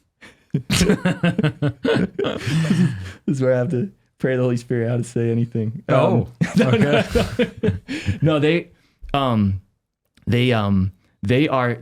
call them, well, they're Carmelite monks, you know. So one thing is that they're kind of new in a way, because we never called ourselves monks. You know, we were always friars or hermits, or we started as hermits and became friars, but like friar hermits.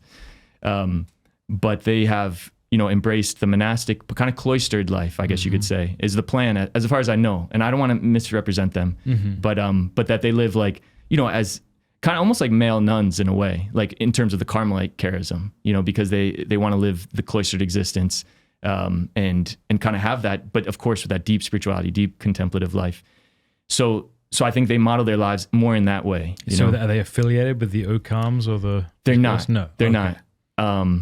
Yeah, as far as I know, I don't know if maybe with the OCARMs there's a process, like, because certain groups might start up, like there's a couple hermit groups, like Lake Elmo, Minnesota. I think they started as like Carmelite hermits, kind of a renewal in a way of the eremitical lifestyle, and then they ended up aggregating to the OCARMs. Okay. So there's a couple groups like that have done that, but I don't believe the Wyoming monks have done that, but that's just my understanding. Yeah, my next question was for those young men who are watching this, who are open to a vocation. How do they contact you? Yes. Or whoever your vocations director is? Yeah, I appreciate that question. That's awesome for you to ask. And yeah, don't let my example or anything I said sway you. But it's such a beautiful calling, and it's something that's enraptured my life. The call to Carmel. So if you're feeling it, don't be afraid. Don't be afraid is the first thing. And we have a good website. I think I should know it by heart, but I think it's just discalcedcarmel.org. But if you look up vocations, Discalced Carmelites. Yeah, discalcedcarmel.org. Yeah, righto. This is... Yes. Yep. Yes. And then so you can click on vocations there. Okay. And we're 3 provinces, so that's the Washington province. If I forget to put this link in the description, will you tell me? And sure. I'll immediately, so that people can just click the link below. Yeah. All right, cool. I appreciate that. I really do. Yeah. And there's 3 provinces. So that's the Washington province, or it's the province of the Immaculate Heart. And then there's the province of St. Therese down south, or it's a semi-province. And then the province of St. Joseph in California, Arizona. And so they all have their own websites as well. And I would definitely recommend, looking at those, because they're great guys, and we're all in this together. So I don't want to just go for one. But no, but what I saw videos of you and Father Mark Foley. It's not this one. It's not like that. Yes. What is your podcast? Because it's excellent. Like I've watched several episodes. I've been so edified by them. Yeah, that's really cool to hear. Yeah. That's very humbling to know that you would watch us. Honestly, that means a lot. That really means a lot. Well, what is it called? It's called it's ICS Publications is the YouTube channel. ICS Publications. Yep. And then Carmelcast is the name of like the series that we do. It's a podcast and those videos. That's cool to hear. Yeah, we our whole goal with that was like just give Carmelite spirituality. We don't talk about a lot like interesting topics per se, or like new things necessarily. We just kind of talk about our saints. So hopefully that helps people just go deeper into... That fella looks like you. Is that... It's not me, but we get confused a lot. And you always wear the same thing. It's confusing. He's better. He's kind of he's behind a lot of... Him and Pier Giorgio, they did those first ones. Please keep doing it. All right, that's cool to hear. We try to do the lives. Actually, when you asked about like ways to get to know St. Teresa maybe a little better before going to like the thick collected works, Carmelcast might be a good way. Like we're doing a season now on the life of St. Teresa. We do a season on St. Therese. We have a lot... Again, it's cool. Like it's kind of just focusing in on our saints basically is what we do. Yeah, just so people know, if you type in Carmelcast, I know my accent's weird, Carmelcast, with just one word, it will show up. Yeah. So people can go check out these conversations between 2 monks chatting about Teresa. Yep.